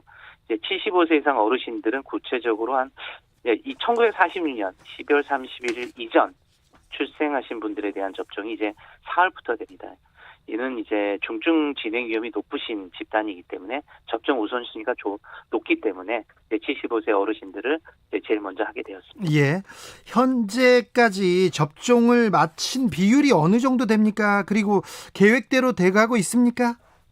네, 저희들이 이제 처음에 저희 접종을 이제 접종센터를 통해서 파이자 등 그렇게 했고요. 또 방문 접종을 통해서 했는데 70% 이상 지금 예상 일정에 대한 하고 있고요. 예. 제 백신 물량이 점차 도입이 되면서 점차 확대해서 이제 1, 4분기에는 1,200만 명분 정도를 접종하는 계획으로 추진 중에 있습니다. 계획대로는 뭐 진행될 것 같습니까? 네, 별다른 사정이 없다면 수급이나 네. 1,200 별다른 없으면 전 진행될 것 같습니다. 백신 수급 뭐 걱정하는 나라들도 많았는데 우리는 지금까지는 원활하게 진행되고 있는 거죠? 네, 백신에 대해서는 저희들이 다른 나라와 달리 좀 일정을 좀 당겨서 도입되는 물량까지 협상이 잘 되어서 네. 파이자 백신, 아스트라제네카 백신, 얀센 백신, 모더나 백신 다양한 플랫폼 노바백스 백신까지 도입이 확정되거나 거의 확정 목전에 있습니다. 네. 자, 상반기까지 1,200만 명 대상으로 백신 접종할 거라고 했는데 언제쯤 보면 백신의 효과를 볼까요? 언제쯤 지나면 코로나 백신 때문에 중증 환자가 좀 줄어들을까요? 네, 저희들이 지금 예상하는 거는 코로나 백신에 대해서 이제 저희들이 우선순위를 해서 네. 특히 고위험군, 요양시설에 계신 어르신들이라든가 75 이상 어르신들에 대해서 먼저 맞추기 때문에 1차 접종이 되면 영국이나 스코틀랜드에서 일정 이상 입원 효과라든가 예방 효과라든가 사망률 감소 효과를 봤습니다. 그래서 상반기까지 75세 이상 또 조금 지나서 65세 이상 어르신들이 되면 사망률 감소와 입원 예방 대한 효과는 볼 수 있을 거라고 생각을 하고요. 예. 3분기부터는 대량으로 하기 때문에 11월까지 되면 집단 면역 형성이 된다면 사회적으로 일상생활을 돌아갈 수 있을 거라고 생각합니다. 자, 그러면 2분기까지 상반기가 되면 효과를 보기 시작하고 11월이 되면 우리는 집단 면역으로 좀 편안한 생활을 할 수 있습니까? 네, 그렇게 예상하고 있습니다. 네. 믿어도 되죠, 단장님?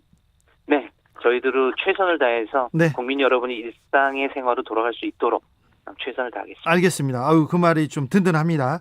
문재인 대통령과 김정숙 여사는 오는 23일 날 아스트라제네카 백신 공개 접종한다는데 접종 그 계획은 달라지지 않았죠?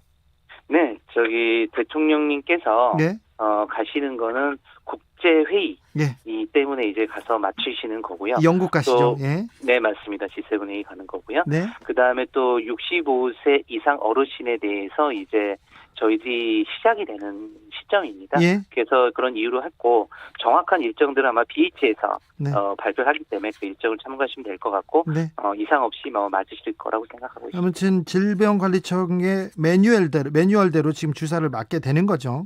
네, 맞습니다. 이게 저희들이 네. 특별한 공무나 특별한 좀 경제적 이유가 있어서 출장을 가기 위해서는 네. 저희들이 특별 절차를 위해서 우선 접종을 하게 돼 있습니다. 예. 그 절차에 의해서 맞으시게 되는 겁니다. 특별한 회의나 특별한 일정, 저는 비즈니스로 특별히 좀 맞아야 되겠어요. 그러면은 맞을 수 있는 거네요.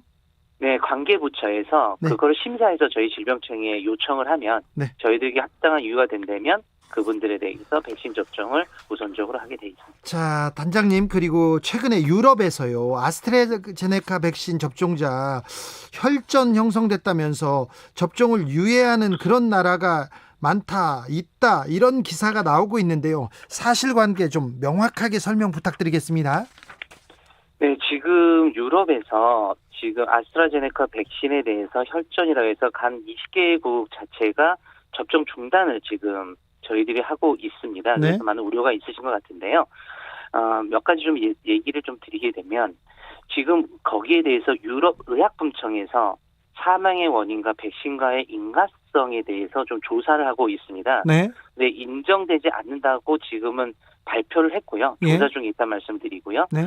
또한은 백신의 임상시험에서도 혈전 색전증은 이상반으로 확인된 바가 없었습니다. 네. 또 세계보건기구 자체도 백신과 혈전 형성 사이의 인과가 성립하지 않는다면 백신 사용 중단의 이유가 없다고 지난 3월 10일 날 밝힌 바 있습니다. 네. 또한 지금 유럽에서 하고 있는 백신과 저희 국내 백신과는 동일한 1년분의 배치 백신이 아닙니다. 예. 저희는 모두 안동 SKB에서 제조는 물량이기 때문에 네. 저희들은 이걸 해서 이제 저희들 아직 중단은 안 하는 거고요. 예. 국외상을 면밀히 모니터링해서 국내에 똑같은 상황이 된다든지 그럴 때 저희들이 신속하게 조치할 예정입니다. 아스트라제네카 백신을 다 접종하지 않는 게 아니라 특별한 1년 번호에 있는 특별한 때 생산된 그걸 가지고 지금 점점 중단한 건가요? 유럽에서는 처음에 오스트라리아 그렇게 돼 있고요. 예. 각국에서 이제 그런 것들이 발생하니까 네. 다른 국가에서는 이제 그걸 얘기를 했고요. 예. 하지만 WHO나 유럽의약품청도 중단까지에 대한 권고는 없었고 예. 특히 우리나라 같은 경우는 안동공장 SKB에서 네. 제조된 물량이 거기 상관이 없기 때문에 하지만 저희들도 이제 이상 반응을 보면서 혈전과 백신과의 인과관계를 지속적으로 모니터링해서 예. 그 상황이 밝혀진다면 다른 또 조치를 할 생각입니다. 그러기 전까지는 저희들은 백신을 계속 접종하고 네. 안전하고 신속하게 하도록 하겠습니다. 접종 중단된 국가들은 인과관계 확인될 때까지 잠정 중단한다는 거죠? 네, 아마 유럽은 EMA에서 18일 날 발표가 됩니다. 네. 결과가. 거기에 되면 거기에 따를 것 같고요. 예.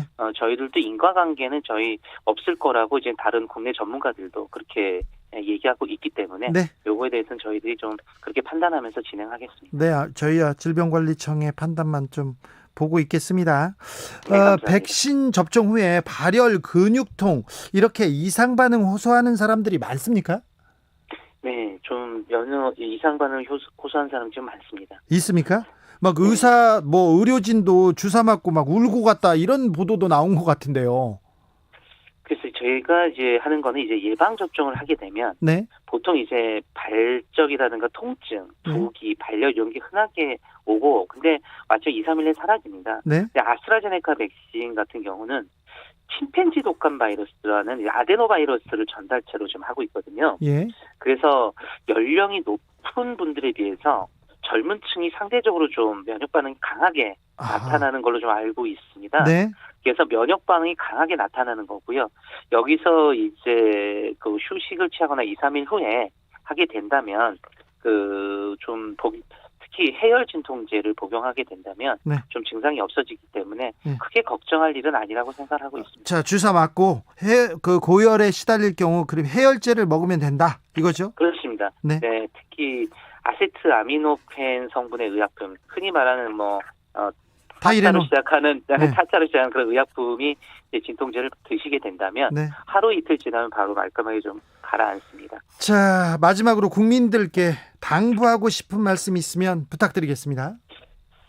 지난번에도 한번 좀 말씀을 드렸습니다만은 코로나19 이제 예방 접종이 이제 국가적인 계획에 따라 차례대로 지금 진행되고 있지 않습니까? 예. 그래서 국민들께서 일상생활을 위해서는 예방 접종에 적극적인 참여가 중요합니다. 네. 사회적 집단 면역은 결국 국민의 참여에 달려 있습니다. 다른 이유보다도 그렇게 해주시고 또한 집단 면역이 형성이 전까지는 마스크 착용, 거리두기 같은 수칙이 항체 형성까지는 또 감염 우려가 있기 때문에 준수하셔야 됩니다. 그래서 국민의 적극적인 참여와 실천이 결국 방역과 예방접종의 처음이자 마지막으로 생각하고 있습니다. 그래서 국민 여러분께서 어렵겠지만 더욱 많은 지지와 협력, 참여를 부탁드리겠습니다. 고생이 많으신지 압니다. 더 고생해 주십시오. 네, 감사합니다. 노력하겠습니다. 감사합니다. 질병관리청 백신 예방 접종 대응 추진단 나성웅 부단장이었습니다. 주진우 라이브. 모두를 위한, 모두를 향한, 모두의 궁금증 훅 인터뷰. 정부가 올해 아파트의 공시 가격을 공개했습니다. 그런데 공개되자마자 세금 폭탄이다, 이런 보도 쏟아지고 있습니다. 이거 공시 가격을 현실화했는데요. 관련 내용 팩트 체크해 보겠습니다. 그리고 여야가 국회의원 부동산 투기 전수조사와 특검 실시하기로 뜻을 모았는데 이 내용도 물어보겠습니다. 국회 국토교통위 진성준 더불어민주당 의원, 안녕하세요. 네, 안녕하세요. 진성준입니다. 자, LH 사태, 그리고 각종 부동산 투기 의혹 계속 그 파장을 키워가고 있습니다. 어떻게 보고 계십니까? 네, 우리 사회의 부동산 투기라고 하는 것이 네. 아주 뿌리가 깊고 또 광범위하게 퍼져 있는 일이라고 생각합니다. 네, 어제 오늘 일 아닙니다. 그 빙산의 일각이 LH 직원들이 직무상 알게 된 정보를 이용해서 투기를 했다는 사실이 드러나면서 네.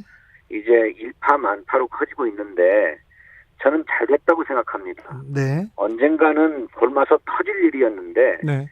차제에 부동산 투기의 근본 뿌리를 다 캐내겠다는 네. 자세로 그렇게 전수조사도 하고 특검도 하고 해서 엄단해야 된다, 이렇게 생각합니다. 네. 자, LH 사태가 터지면서 공직자들의 투기 이거 차단해야 된다, 이런 계속 그 원천적으로 좀 막아야 된다, 이런 얘기도 나오고 있는데요. 네. 이제 실거주 목적 외에 부동산 거래나 다른 투자 목적의 부동산 거래는 원천적으로 금지되는 겁니까? 공직자에 한해서는요? 이제 그런 법들이 제한되고 있죠. 네. 그래서 우리 국토교통위원회를 중심으로 해서 신속하게 법안들이 심사되고 있습니다만, 네. 이제 적어도 공직자가 업무상 부동산이나 주택을 다루게 된다고 한다면 그 업무상의 이유로 비밀 정보를 이용해서 주택을 거래한다거나 부동산을 취득한다거나 하는 일은 원천적으로 금지가 될 것 같습니다. 예. 그래서 반드시 불가피하게 부동산을 취득할 때는 사전에 반드시 신고하고 승인을 얻어서 취득하도록 하고, 또 그 보유 현황도 정기적으로 신고하도록 하는 이런 법안들이 지금 국회에서 논의되고 있습니다. 진성준 의원님이 공직자 투기 막겠다, 이런 얘기 하셨고요. 이해충돌 방지법 만들겠다, 이런 얘기를 계속 목청 높이신 걸로 알고 있는데, 그렇습니다. 왜 근데 국회에서 이런 법이 안 만들어졌습니까? 글쎄, 정말 이런 사건이 터져야만 국회가 허둥지둥 나서서 네. 뭐 신속하게 입법을 추진한다고 하는 사실이 예. 너무 개탄스럽습니다. 네. 물론 법이라고 하는 것은 추후주의입니다. 네. 미리 어떤 일이 발생할 것을 다 예상하고 법을 다 만들 수는 없는 일이지요. 네. 그런데 정작 국회의원들의 어떤 생각 속에서 발의된 법안이 있다면 이 법안이 정말로 우리 사회를 위해서 필요한 것이라고 할 때는 그때그때 논의되어야 하는데 여러 가지 뭐 당파적인 이유, 정략적인 이유 뭐 이런 것들로 자꾸 미루다 보니까 늘 이런 일이 터지고 나서야 소리꾸로 외양간 고친다는 식으로 나서게 되어서 네. 국민들 보기에 참 부끄럽습니다. 네. 의원님이 공직자 투기 방지 3법 이렇게 제안하셨죠. 그렇습니다. 발의했는데 통과가 안 된 거죠? 그거는 이제 발의했습니다. 예. 그래서 이제 논의해야 될 사안인데, 네. 그동안에도 공직자 이해충돌 방지법이 진즉 입법되었다면, 네. 사실은 이 법안이 논의된 것은 훨씬 오래전의 일입니다. 네. 과거 국회에서 발의되었을 때 진지하게 논의했다고 한다면 이런 일들은 막을 수 있었던 거죠. 네. 그런데 그러지 못하고 오늘에 이르렀으니까 네. 너무나 개탄스럽다는 것입니다. 의원님이 작년 7월에 부동산 가격 공시에 관한 법률 일부 개정안 발의하셨죠? 네, 그렇습니다. 그래서 정부의 이번 공시가격 현실화 인상에 대해서 어떻게 보고 계시는지 궁금합니다. 네, 제가 발의한 부동산 가격 공시법은요. 네. 이렇게 가격 공시가 그 천차만별입니다. 네. 특히 땅의 경우는 그렇거든요. 네. 그래서 이거를 땅에 대해서도 뭐 중앙정부냐 지방정부냐 할 것 없이 정확하게 공시할 수 있도록 하는 법이고요. 예. 이번에 이제 공시가격이 현실화되어서 이제 논의가 되고 있는 것은 지난 국회 때 통과됐던 법입니다. 네. 그래서 부동산 가격 공시법을 통과를 시켜서 현재 실제 시세하고는 다르게 세금을 부과하거나 하는 데 기준이 되는 공시가격이라고 하는 것이 너무 낮으니까 네. 이것을 시세에 비슷하게 시세 한 90% 이르도록 맞춰야 되겠다라고 해서 그 법이 만들어졌고 네. 그 법에 입각해서 부동산 공시지가 현실화 로드맵을 세워가지고 추진하고 있는데 네. 작년에 비해서 올해 1.2% 올린 겁니다. 1.2%. 의원님 죄송한데요. 의원님 목소리가 좁은데 자꾸 깨져가지고 거칠게 들립니다. 그래서 좀 약간 그렇습니까? 지금 잘 들려요. 지금 좋습니다. 네, 그럼 좀 톤을 좀 낮추겠습니다. 이거 좋습니다. 네. 네. 그래서 현재 시세 대비 69%에 머무르고 있던 공시지가를 네. 70.2%로 올린 겁니다. 60 몇 퍼센트에서 몇 퍼센트로 올렸다고요? 69%에서 70.2%. 그러면 지금 1.2% 올린 거예요. 1.2%요. 근데 지금 공시가격이 19%나 올라서 세금 부담 너무 높다. 1주택자도 너무 세금이 올랐다. 이런 보도가 많았는데요. 그것은 공시지가 현실화 때문이 아니고 예. 집값 자체가 많이 올라서 그런 겁니다. 예. 공시지가는 1.2% 올렸는데 네. 집값이 많이 올라서 지금 세부담도 늘었다. 이렇게 봐야 되는 거네요. 그렇습니다. 네. 집값이 조금 너무 많이 올랐다는 좀 비판은 있습니다. 집값은 왜 문재인 정부가 올려놓고 왜 세금은 국민한테 내게 하냐 이런 비판에 대해서는 어떻게 생각하십니까? 이제 정부는 물론 집값을 잡기 위해서 많은 정책들을 써왔던 것은 사실입니다. 네. 그런데 그 정책이 반짝 효과는 있었을지 모르지만 네. 뭐 풍선 효과라고 그래서 한 지역이 오른 곳에 처방을 내리면 그 옆 지역이 올라가지고 결과적으로는 전체적으로 부동산 가격이 상승하는 이런 일을 반복해 왔죠. 네. 그것은 정부가 충분하고 효과적인 부동산 정책을 근본적으로 구사하지 못했다는 점에서는 비판을 겸허하게 수용하고 인정할 부분이 있다고 생각합니다. 네.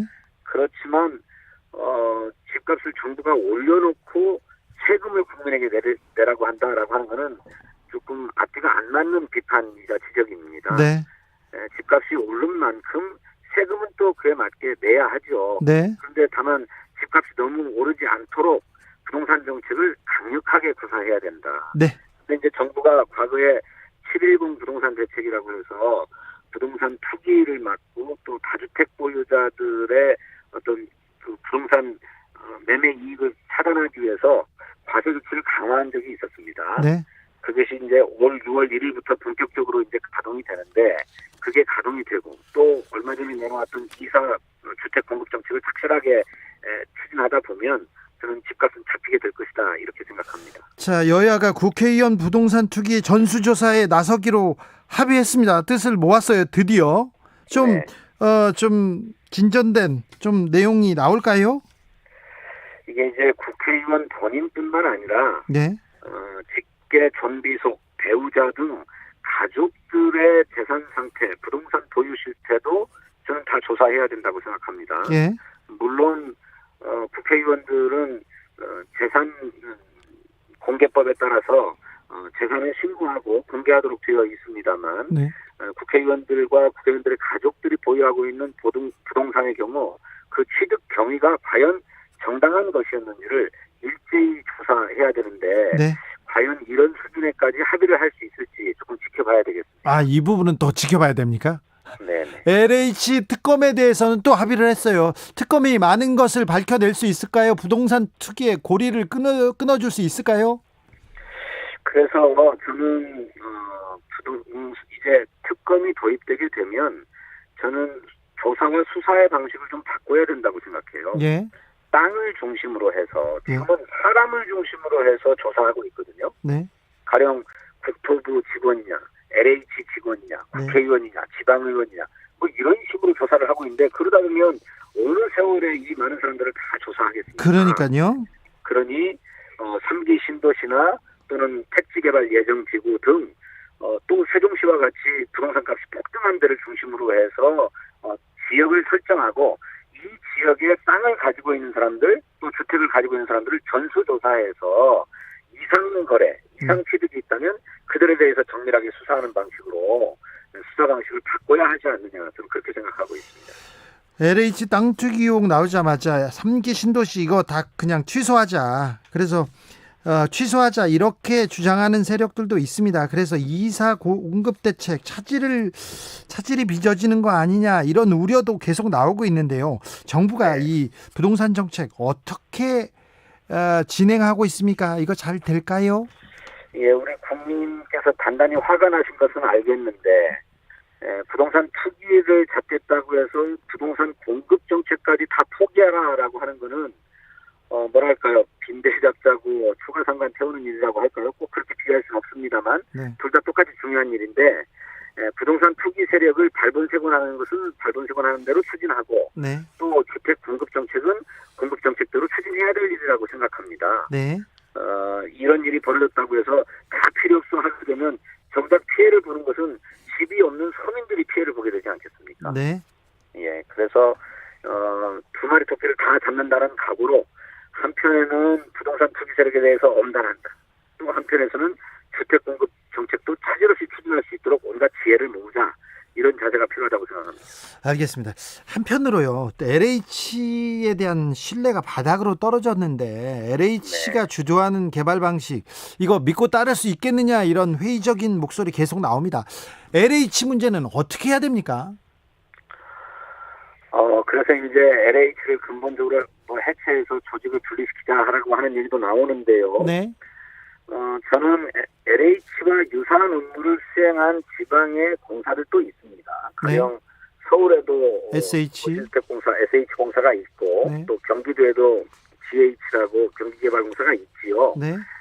이네들의 역량을 활용하면 기왕에 정부가 계획하고 있는 그 주택 공급 정책을 추진할 수도 있다고 생각이 들거든요. 네. 그러니 너무 청산주의적으로 접근해가지고 모든 것을 다 포기하고 안 한다 이런 것은 아니라고 생각하고요. 예.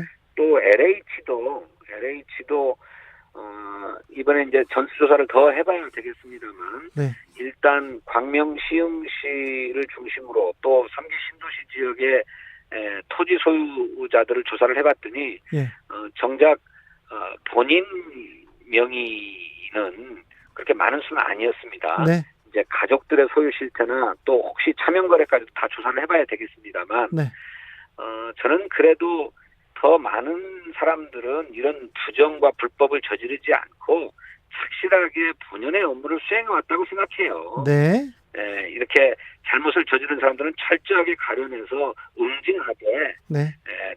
정말로 본연의 업무에 충실하게 임했던 많은 선량한 직원들은 일을 또 수행할 수 있게끔 해야 되지 않는가 그렇게 생각합니다. 의원님, 네. 서울시 정무부시장 역임하셨잖아요. 네네. 그래서 이거 하나만 물어볼게요. 오세훈 후보의 내곡동 땅 특혜 의혹에 대해서는 의원님은 어떻게 보고 계십니까? 오세훈 후보의 해명이 정말로 납득할 수가 없습니다. 처음에 이 문제가 제기되자 이미 노무현 정부 시절에 국민 임대주택 지구로 지정되었던 것이 예. 이명박 정부로 바뀌면서 보금자리 주택 지구로 전환된 것이다. 네. 그냥 이미 지정되어 있던 것을 전환해주는 형식적인 역할밖에 안 했기 때문에 이해 충돌이 아니다 이렇게 얘기했는데 네. 사실이 그렇지 않은 게 밝혀졌지 않았습니까? 노무현 정부 때에 서울시는 국민 임대주택 지구로 지정해달라고 계속 얘기했지만 환경 문제나 뭐 주민들의 반발 문제나 이런 문제 때문에 끝내 지정이 안 됐거든요. 네. 그러고 오세훈 시장이 들어서 가지고 이명박 대통령에게 건의하니까 곧바로 그냥 돼버렸어요.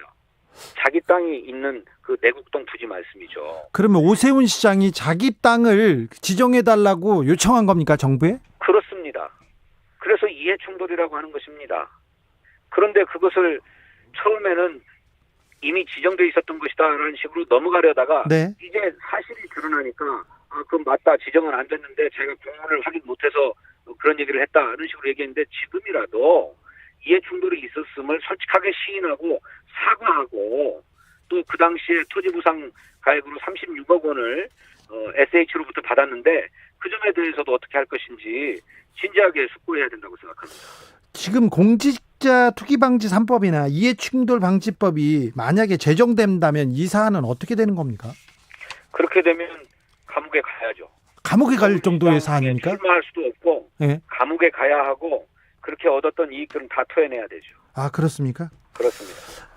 자, 전화 연결 상태가 매끄럽지 못해가지고요. 진성준 의원의 목소리가 굉장히 탁성으로 들렸습니다. 다음번에는 스튜디오에서 다시 인터뷰 진행하겠습니다. 네, 감사합니다. 진성준 더불어민주당 의원이었습니다.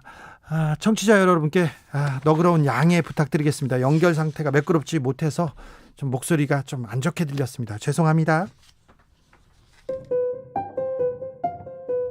정치 피로, 사건 사고로 인한 피로, 고달픈 일상에서 오는 피로. 오늘 시사하셨습니까? 경험해보세요. 들은 날과 안 들은 날의 차이. 여러분의 피로를 날려줄 저녁 한 끼 시사 추진우 라이브.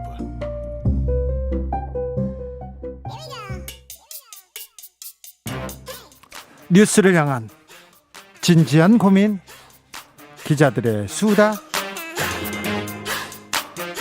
라이브 기자실을 찾은 오늘의 기자는 은지옥이요. 시사인 김은지입니다. 자, 오늘 준비한 첫 번째 뉴스부터 볼까요? 내일 삼성전자 주주총회가 열립니다. 주주총회요. 주주총회에서 어떤 안건을 통과하는 거죠? 네, 여러 건이 있는데요. 우선 지금 이야기가 되고 있는 건 삼성전자 사회이사 연임안 관련된 내용입니다. 사회이사들이요? 아이고, 돈 많이 받는데. 네, 그렇죠. 사회이사는 기본적으로 회사 업무에 직접 관여하진 않지만 이 독립적인 지위에서 회사 경영을 감시 감독하는 역할을 하는 사람들을 일컫는데요. 어떤 분들이 지금 사회이사의 이름을 올렸어요? 김종훈, 김선욱, 박병국 사회이사가 있습니다. 네. 이 사람들을 계속해서 연임시키자라고 하는 것이 내일 주주총회 안건인데요. 네. 김종훈 회장은 아마 이름이 익숙하실 수도 있을 텐데. 국회의원 지내셨던. 국회의원은 안 지냈고요. 아하. 박근혜 정부 초대 미래창조과학부 장관으로 지명된 바가 있습니다. 그렇죠. 예, 그런데 당시에 이중국적 논란 이런 것들이 꽤 많았고요. 미국에서 사업하면서 돈을 많이 벌었는데 또 무슨 일이 있어서 논란이 돼가지고. 그렇죠. 그때 물러났습니다. 네, 스스로. 장관 못했죠. 네, 그리고 또 김선욱 전 총장은 이화여대 총장을 지낸 바가 있는데요. 네. 또 노무현 정부 시절에는 여성 최초로 법제처장을 지냈습니다. 네, 사회이사에 여성을 또 넣어야 된다면서요? 네, 그리고 또 박병국 서울대 교수는 국내 반도체 분야 최고 권위자로 꼽히는 사람 중에 하나라고 합니다. 그런데요. 네, 그런데 세계 최대 의결권 자문사 ISS라고 있거든요. 네. 여기서 삼성전자 사회이사 재선임을 반대를 권고한다 이렇게 밝혀서 삼성전자로서는 예상치 못한 난관을 주총 앞두고 만났습니다. 반대 이유가 뭔가요? 네, 해당 사회이사들은 이재용 삼성전자 부회장의 국정농단 재판 기간에 선임돼서 활동을 했습니다. 하하. 2018년 3월부터 시작해서 네. 오는 3월 22일까지 임기가 만료되는데 네. 아까 말씀드렸던 것처럼 독립적인 지위에서 회사 경영을 감시 감독해야 하는 역할을 하잖아요. 원래 사회이사가 역할이 그렇습니다만. 네, 이제 그런데 ISS가 보기에는 해당 사회이사들이 이재용 부회장을 비롯한 삼성전자 경영진에 대한 견제, 감시 이런 역할을 제대로 못했기 때문에 재선임하면 안 된다 이런 의견을 밝힌 거죠. 네. 이제 그래서 삼성전자 주주는 50% 이상이 외국인과 국민연금 등 국내 기관 투자자인데요. 네. ISS는 이러한 외국인 주주와 국내외 기관 투자자의 의결권 행사에 영향을 미치는 큰 곳입니다. ISS가 굉장히 중요한 지적을 한 적이 있었습니다. 2015년 삼성물산과 제일모직 합병 당시에 반대 의견을 냈었어요. 네, 그렇습니다. 이유를 들어보면 이러한데요. 삼성물산은 저평가되고 제일모직은 고평가돼서 삼성물산 주주 가치가 훼손됐다 이렇게 지적했습니다. 그래서 삼성한테 그리고 삼성 주주들한테 손해가 되는 일을 했다. 오직 이재용 부회장만 이득을 봤다. 이게 지금 재판을 받는 가장 큰 이유이기도 하지 않습니까? 네, 삼성물산 주주들이 손해봤다라고 하는 건데요. 네. 그 당시도 그런 논란이 있었습니다. 그렇게 결정하면 안 된다라고 하는 것이었는데 하지만 그때 국민연금이 이러한 IS 등 주요한 의결권 자문회사의 반대에도 불구하고 찬성표를 던졌거든요. 네. 그래서 합병이 성사되었습니다. 그때 국민연금도 반대했는데 플랜 B는 없다고 이재용 부회장이 얘기해서 입장을 바꿉니다. 그리고 나서 국민연금에서 이 결정을 내렸던 사람들은 감옥에 갔죠. 네, 찬성 압력을 했다라는 혐의가 국정농단 당시에 불거졌고요. 그래서 문영표 국민연금공단 이사장 그리고 홍환선 국민연금기금운용본부장 모두 1, 2심에서 유죄 판결을 받았습니다. 유죄 받았죠. 네, 아직 구속됐어요. 대법원은 결정이 안 나서 그런데 아마 확정될 것으로 보이긴 합니다. 네. 그때 배임이라고 해서 주주들에게 손해를 끼쳤다라는 내용들이 핵심이었거든요. 예. 그 당시 합병 비율이 1대 0.35, 그러니까 제일모직 대 삼성물산 비율이었는데 네. 제일모직 대주주인 이재용 부회장에게 유리하고 국민연금 등 삼성물산 주주들에게 불리한 결정을 했다. 이런 건데요. 예. 그때 ISS가 이제 충분히 경고했기 때문에 아무래도 이번에도 또다시 ISS의 권고 사항이 좀 눈길을 끌 수밖에 없습니다. 눈길을 끄는데 삼성이 그 권고를 또 안 들을 가능성도 있죠. 네, 물론 이 주주들의 결정이기 때문에 어떻게 될지 모르는데요. 하지만 가장 강력한 주주라고 할 수 있는 국민연금이 어떻게 결정하냐라는 부분인데 오늘 확인된 바로는 국민연금은 찬성 던진다 이렇게 밝혔는데요. 네. 하지만 또 이데일리 보도에 따르면 국민연금 내부에서도 반발이 나오고 있다고 합니다. 그래요? 네, 그래서 좀 다시금 논의를 오후에 한다고 하던데 네. 내일 당장 주총이기 때문에 또 바뀌진 않지 않을까 싶기도 합니다. 사실 삼성전자에 대한 지분을 누가 제일 많이 가지고 있는지가 굉장히 중요한데요. 0.4% 정도 가지고 있는 걸로 이재용 부회장이 가지고 있는 걸로 저는 옛날에 계산할 때는 그랬거든요. 그런데 국민연금이 정말 많이 가지고 있죠. 그래서 이 권한도 이사들을 어떻게 뽑아라, 어떻게 운영하라 이렇게 투명 경영을 요구할 권한도 있는데 지금까지 국민연금이 정확한 역할을 제대로 못했었거든요. 근데 어떻게 하는지 한번 지켜보겠습니다. 네, 그 국민연금은 결국은 국민이 세금을 내 가지고 만들어지는 것이잖아요. 그러니까 네. 시민들의 것이라고 볼 수 있죠. 네. 국민 위주로 그리고 네. 주주 우선으로 이렇게 해야죠. 자, 다음 뉴스로 가볼까요? 네, 코로나19 확산 초기 의료 공백으로 아들을 잃었던 아버지가 천리길을 걷고 있습니다. 가슴 아픈데요. 무슨 내용인지 알겠습니다. 자, 정유엽 군 얘기지 않습니까? 네, 3월 18일 그러니까 내일 모레가 정유엽 군 사망 1주기입니다. 벌써 1년이 됐습니다. 네, 그렇죠. 작년 생각을 해보면 굉장히 정신없고 대구 그리고 경북이 코로나19 확산세가 있던 때였는데요. 저 대구의 코로나 확산으로 엄청나게 큰 난리가 났었던 그때였습니다. 네, 그렇죠. 그때가 고3이었던 정군이 3월 18일 대구 영남대병원에서 급성 폐렴으로 숨졌습니다. 아파가지고 병원에 갔는데요. 폐렴이었기 때문에 열이 났어요. 네, 40도 넘게 고열이었거든요. 그런데 그래서 코로나19 의심 환자로 분류가 되어서 제대로 병원 응급실에 들어가지 못하고 계속 코로나19 검사만 13번이나 받았다라고 합니다. 네. 그러다가 적절한 조치를 제때 받지 못하고 결국 생을 마감하게 되었습니다. 그런데 아버지는 가슴에서 그 아들을 지금 묻지 못하고 걷기 시작했습니다. 네, 게다가 암투병을 하고 있는 중이라고 하는데 예. 지난 2월 22일부터 경북 경산에서 출발해서 내일 서울 청와대 앞에 도착할 예정이라고 하는데요. 네. 그러니까 제2의 정유업이 나오지 않았으면 하는 마음으로 걷기 시작했다라고 합니다. 네.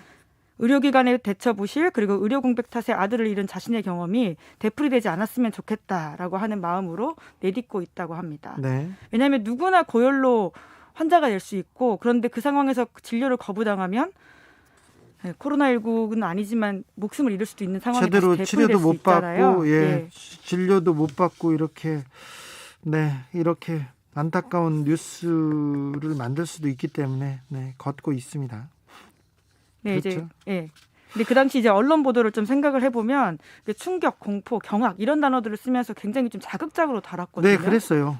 예, 왜냐하면 기저질환이 없던 10대 청소년이 폐렴으로 사망했기 때문에 게다가 코로나19 의심 증세가 있다 이런 이야기가 나와서 게다가 또 마지막 검사 결과는 일부 양성으로 해석될 수 있는 미결정 소견이 나왔기 때문에 언론이 굉장히 좀 자극적으로 이 내용들을 보도한 바가 그렇죠. 있습니다. 10대 청소년이 숨졌다. 코로나 의심 증세로 예.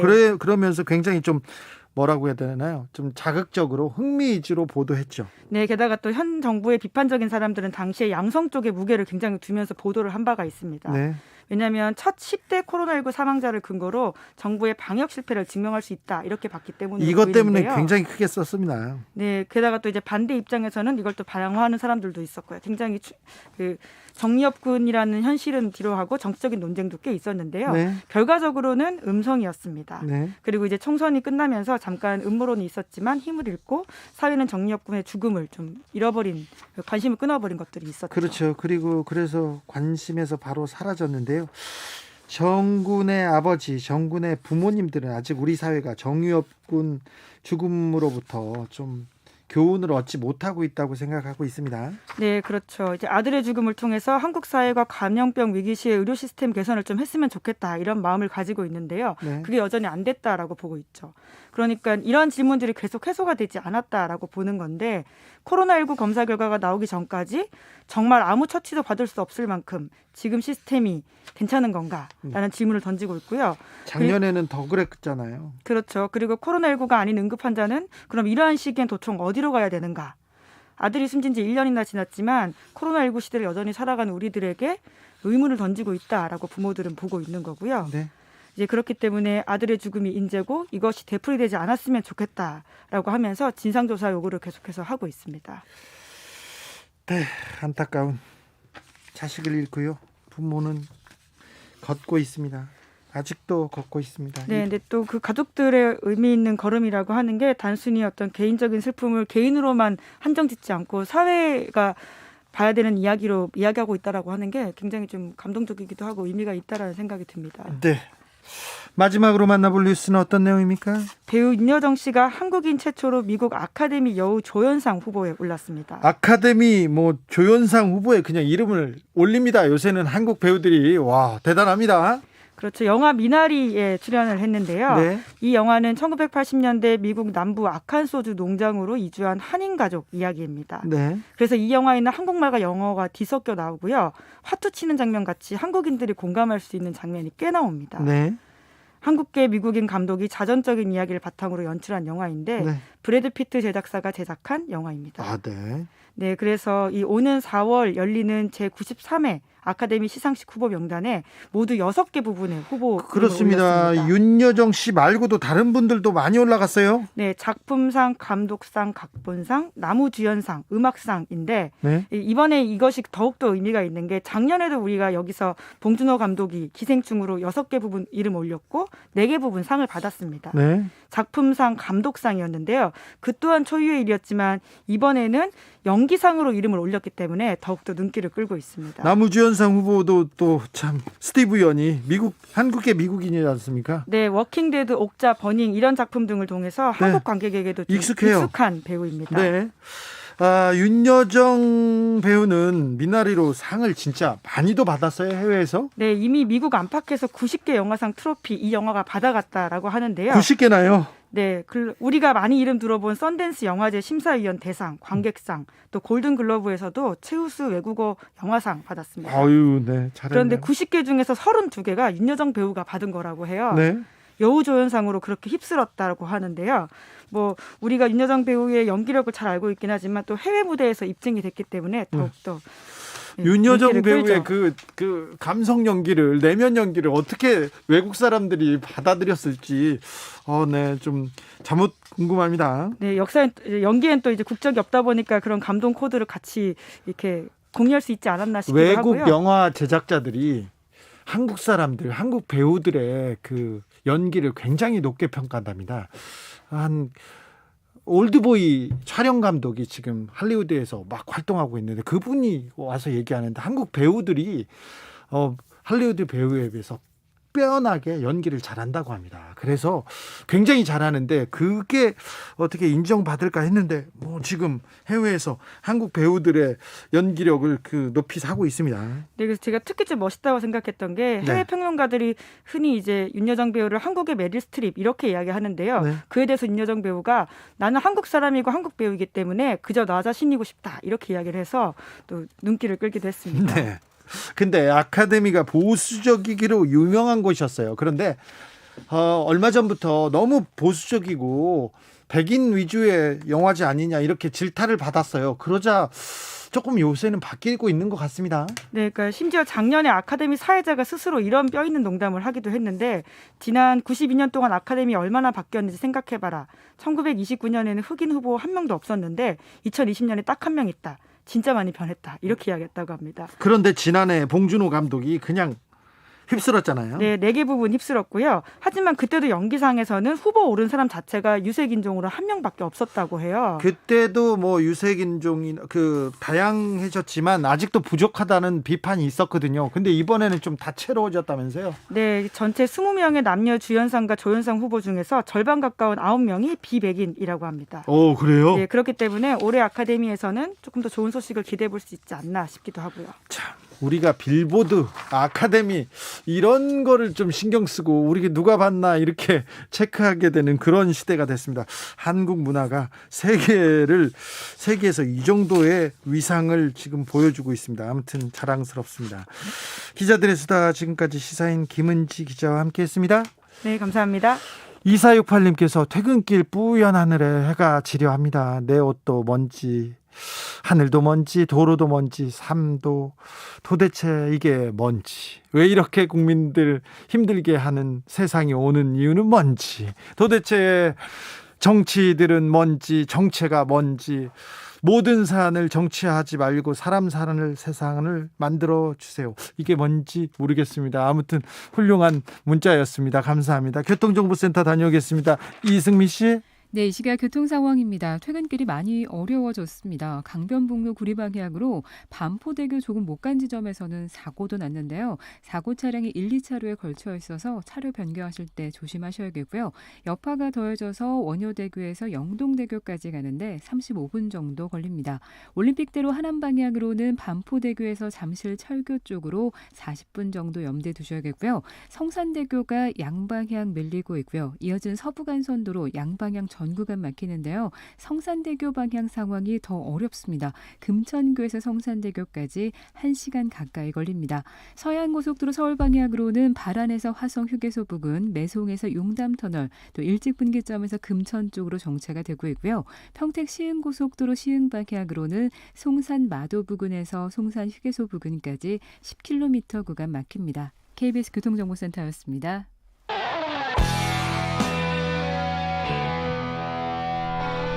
스치기만 해도 똑똑해진다. 드라이브 스루 시사 주진우 라이브.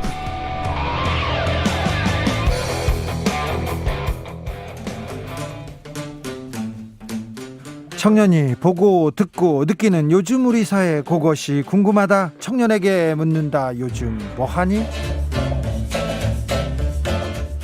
프로게이머 출신 유튜버 황희두 씨, 어서 오세요. 네, 안녕하세요. 자, 오늘 준비한 얘기로 가보겠습니다. 네, 오늘 먼저 준비한 주제는 문재인 대통령의 사저 논란 관련해서 청년들이 어떻게 받아들이고 있는지 준비했습니다. 이거 궁금합니다. 네. 어떻게 보고 있습니까?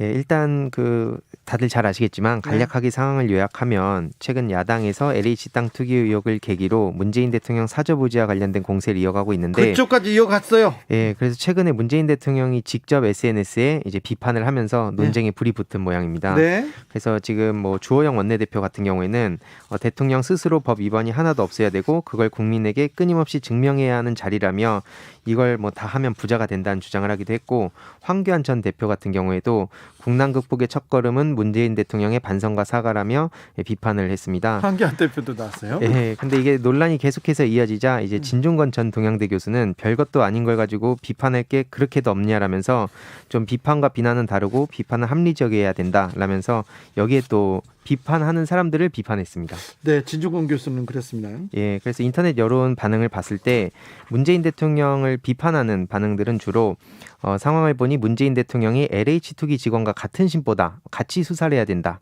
이런 반응들이 있었고요. 네. 손에 흙 한 번 안 묻히고도 11년 영농 경력이라니 피땀 흘려 일해서 농사 짓는 분들까지 욕보이지 마라, 아방궁 얘기까지 나오기도 했습니다. 저기 손에 흙 한 번 안 묻혔다 이거는 문재인 대통령을 잘 몰라서 하는 분인데, 그분은 집에 가면 맨날 흙에 손을 묻히고 있어요. 농사를 좋아하시는 분입니다. 이거. 예, 그러다 보니까 일부 커뮤니티에서는 이제 흙을 이렇게 농사를 짓는 사진까지 막 올라오고 네. 인증샷도 올라왔는데, 아니 아무튼 이런 예. 비판이 있다고요. 예, 맞습니다. 그리고 또 이제 이런 야당에 대한 비판 댓글들도 있었는데, 주호영 원내대표는 국회의원 하면서 영수증 다 챙겨서 경비 처리하는지 모르지만 일반인들은 시장 가서 묘목 사거나 씨앗 살 때는 보통 현금 주고 산다, 한마디로 영수증을 공개하라는 주호영 원내대표의 비판에 대해서 많은 시민들이 또 이렇게 비판을 하고 있고요.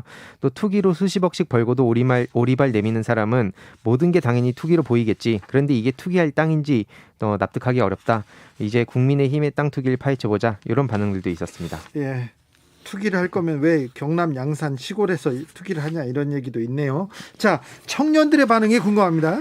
예, 청년들 반응은 이 주제에 대해서는 인터넷 여론과 비슷하게 정치 성향에 따라서 거의 똑같이 나뉘는 데 보입니다. 그래요? 예, 그래서 사이트별로 봤을 때도 전체적으로 좀 비슷하게 나뉘는데, 다만 현 정부의 비판적인 사람들 중에 일부는 아까 말씀드렸듯이 좀 적당히 하라는 반응들도 이어지고 있습니다. 예. 강남의 1평과 시골의 1평이 같을 수 없고 가격도 차이가 몇십 배 차이 나기 때문에 이렇게 단순하게 평수로만 공격하는 거는 받아들이기 어렵다, 이런 반응들도 일부 보였습니다. 네, 이명박 대통령 사저 가지고 비교하는 사람들도 많더라고요. 예, 그래서 그런 사절을 구체적으로 이제 비교를 해보면 이제 금액이나 이런 차이가 있으니까 명확히 좀 비교를 해야 된다라는 의견도 있었습니다.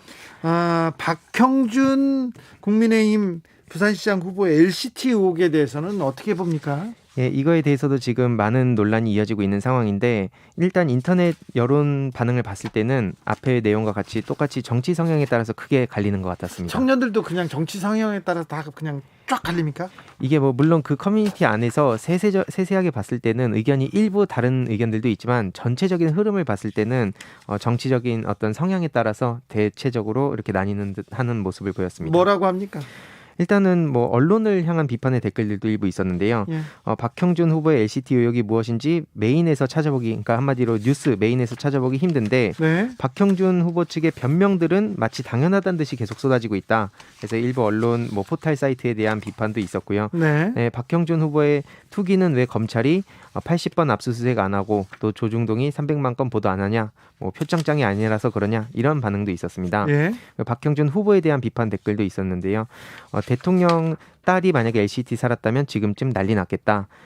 그럼 또 특히 조국 전 법무부 장관에 대한 얘기도 이렇게 빠짐없이 계속해서 나오고 있습니다. 난리 났겠죠, 그럼. 예, 그래서 이게 모르겠네, 억울한 애가 아니라 진실 규명을 하면 된다, 내로남불이 따로 없다, 이런 비판적인 이런 게시글이나 댓글들이 많이 보였습니다. 자, 청년들한테 요즘 가장 뜨거운 문제가 요거라고 합니다. 동아제약에서 이렇게 면접이 있는데 면접 문구들이 나왔는데요. 성차별 면접 논란 쉽게 가라앉지 않고 있습니다. 예, 최근에 그 동아제약 신입사원 채용 면접에서 이제 인사팀장이 성차별적 질문을 했다는 사실이 알려진 걸 계기로 지금 기업의 성차별적 채용 반응에 대한 비판이 계속해서 커뮤니티를 뜨겁게 달구고 있는데요. 이게 야근할 수 있냐, 아니면 기가 세 보인다, 이런 발언들에 대해서 예전에는 그냥 무심코 했던 발언이라 할지라도 지금 청년들에게는 이게 굉장히 민감하고 좀 그렇죠. 분노를 자아내는 그런 질문들이라서 그렇습니다. 이게 최근에 소식이 알려지면서 각종 SNS에서 본인의 이런 면접 경험담이 지금 쏟아지고 있는 상황입니다. 면접 경험담이요? 어떤 내용이 쏟아집니까? 뭐 예를 들어 페미니스트면 남자 직원과 잘 어울릴 수 있냐? 혹은 여자인데 기가 세 보인다라는 말을 들은 적 없냐라는 질문들도 있었다고 합니다. 네. 그래서 지금 뭐 성평등 채용 안내서나 남녀 고용평등법이 제정돼서 채용상 성차별을 처벌할 법적 근거는 마련됐지만 현실에선 여전히 성차별 관행이 만연하다는 지적도 이어지고 있습니다. 네. 참 이런 청년들은 취업이 중요한 숙제이기 때문에 이런 데는 좀 민감하게 반응하죠. 예, 맞습니다. 특히 요즘 굉장히 이게 많이 또 개인의 사연들이 SNS를 통해서 전국으로 퍼지다 보니까 금방 또 이제 많은 사람들이 공감도 하고 분노도 하고 있는 상황인데요. 예. 이런 상황에 대해서 또 주제에 대한 비판적인 여론도 있었습니다. 이게 왜 성차별인지 모르겠다라는 반응도 있었는데 예를 들어서 뭐 야근 가능한지가 업무와 왜 연관이 없는지 난 모르겠다. 뭐 야근할 수 있냐고 물어본 게 왜 성차별이 되냐라는 의견들도 있었고 야근보다 다른 문구들 때문에 지금 청년들이 화난 것 같아요. 예, 맞습니다. 그래서 뭐 이에 대해서는 또 면접이란 명분으로 인신공격까지 허용되는 건 아니고 댓글 다는 사람들이 도대체 페미니스트가 정확히 뭔지 알고 말하는지 모르겠다. 뭐 이런 반응들도 있었습니다. 남자친구 있어요? 이런 거 애인 있어요? 이런 질문 굉장히 차별적으로 들리기 때문에 절대 하면 안 됩니다. 예, 실제로 그 경험담 중에서도 말씀 주셨듯이 뭐 애인 있냐, 결혼할 거냐, 뭐 출산할 거냐, 아니면 뭐 예를 들어서 외모 평가를 한다든지 이런 건 요즘은 많이 줄었지만 그럼에도 불구하고 아직까지 일부 뭐 회사에선 나오는 듯합니다. 일부 부장님들, 상무님들 이게 뭐가 잘못됐어, 뭐가 문제야 이렇게 얘기하시는 분들이 있는데요. 그냥 무조건 외우세요. 안 됩니다. 이거 문제가 있습니다. 자, 요즘 뭐하니 유튜버 황희두 씨와 함께했습니다. 감사합니다. 네, 감사합니다. 3109님께서 양산시 거주자입니다. 대통령님 본 주택 근처에 사는데 주 기자님 양산시 국회의원 2명 나오는 시골 아닙니다. 또 퇴임 후에 오실 곳도 시골 아니고요. 10만 명 사는 신도시입니다. 전국의 청취자들이 양산은 시골이라고 생각하실까 봐 알려드립니다. 네, 시골은 아니고요. 10만 명 사는 신도시라고 합니다. 양산은. 알겠습니다. 오늘도 수고하고 지친 자들이여 여기로 오라. 이곳은 주기자의 시사 맛집 주토피아 주진우 라이브.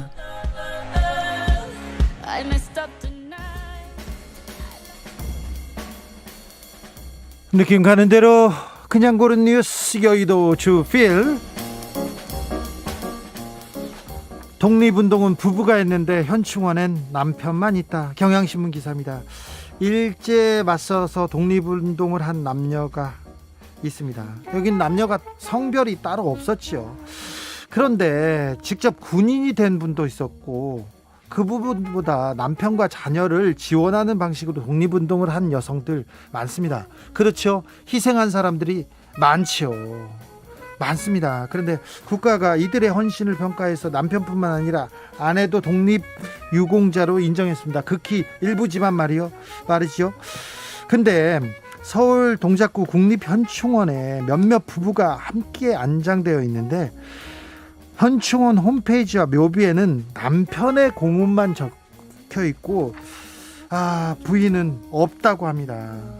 최근에 몇몇 여성 독립운동가 발굴해서 재조명 받았지만 아직도 많은 묵묵히 희생한 여성 독립운동가들, 여성들은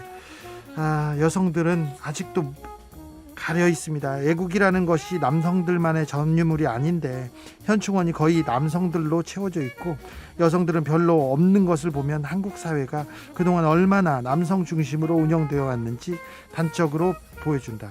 맞는 말인 것 같습니다. 아주 깊이 새겨야 할 말인 것 같습니다. 희생한 여성들 더 많다는 것도 좀 강조해야 될 것 같습니다. 아직 가야 할 길이 멉니다.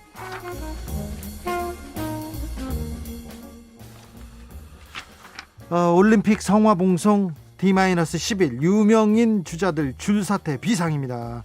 파이낸셜 뉴스 기사인데요. 도쿄올림픽 성화봉송 열흘 앞으로 다가왔습니다. 그런데 연예인 스포츠 스타들이 갑자기 성화봉송 주자 못하겠다고 사퇴하고 있습니다.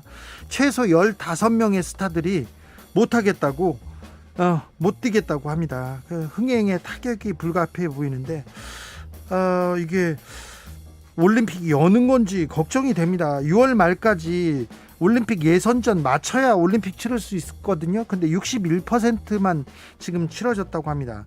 일본 사람들도 궁금합니다. 우리도 궁금하고요. 이 상황에서 진짜 올림픽 하긴 하는지, 정말 하긴 할 건지 묻고 싶습니다. 좀 알려주세요.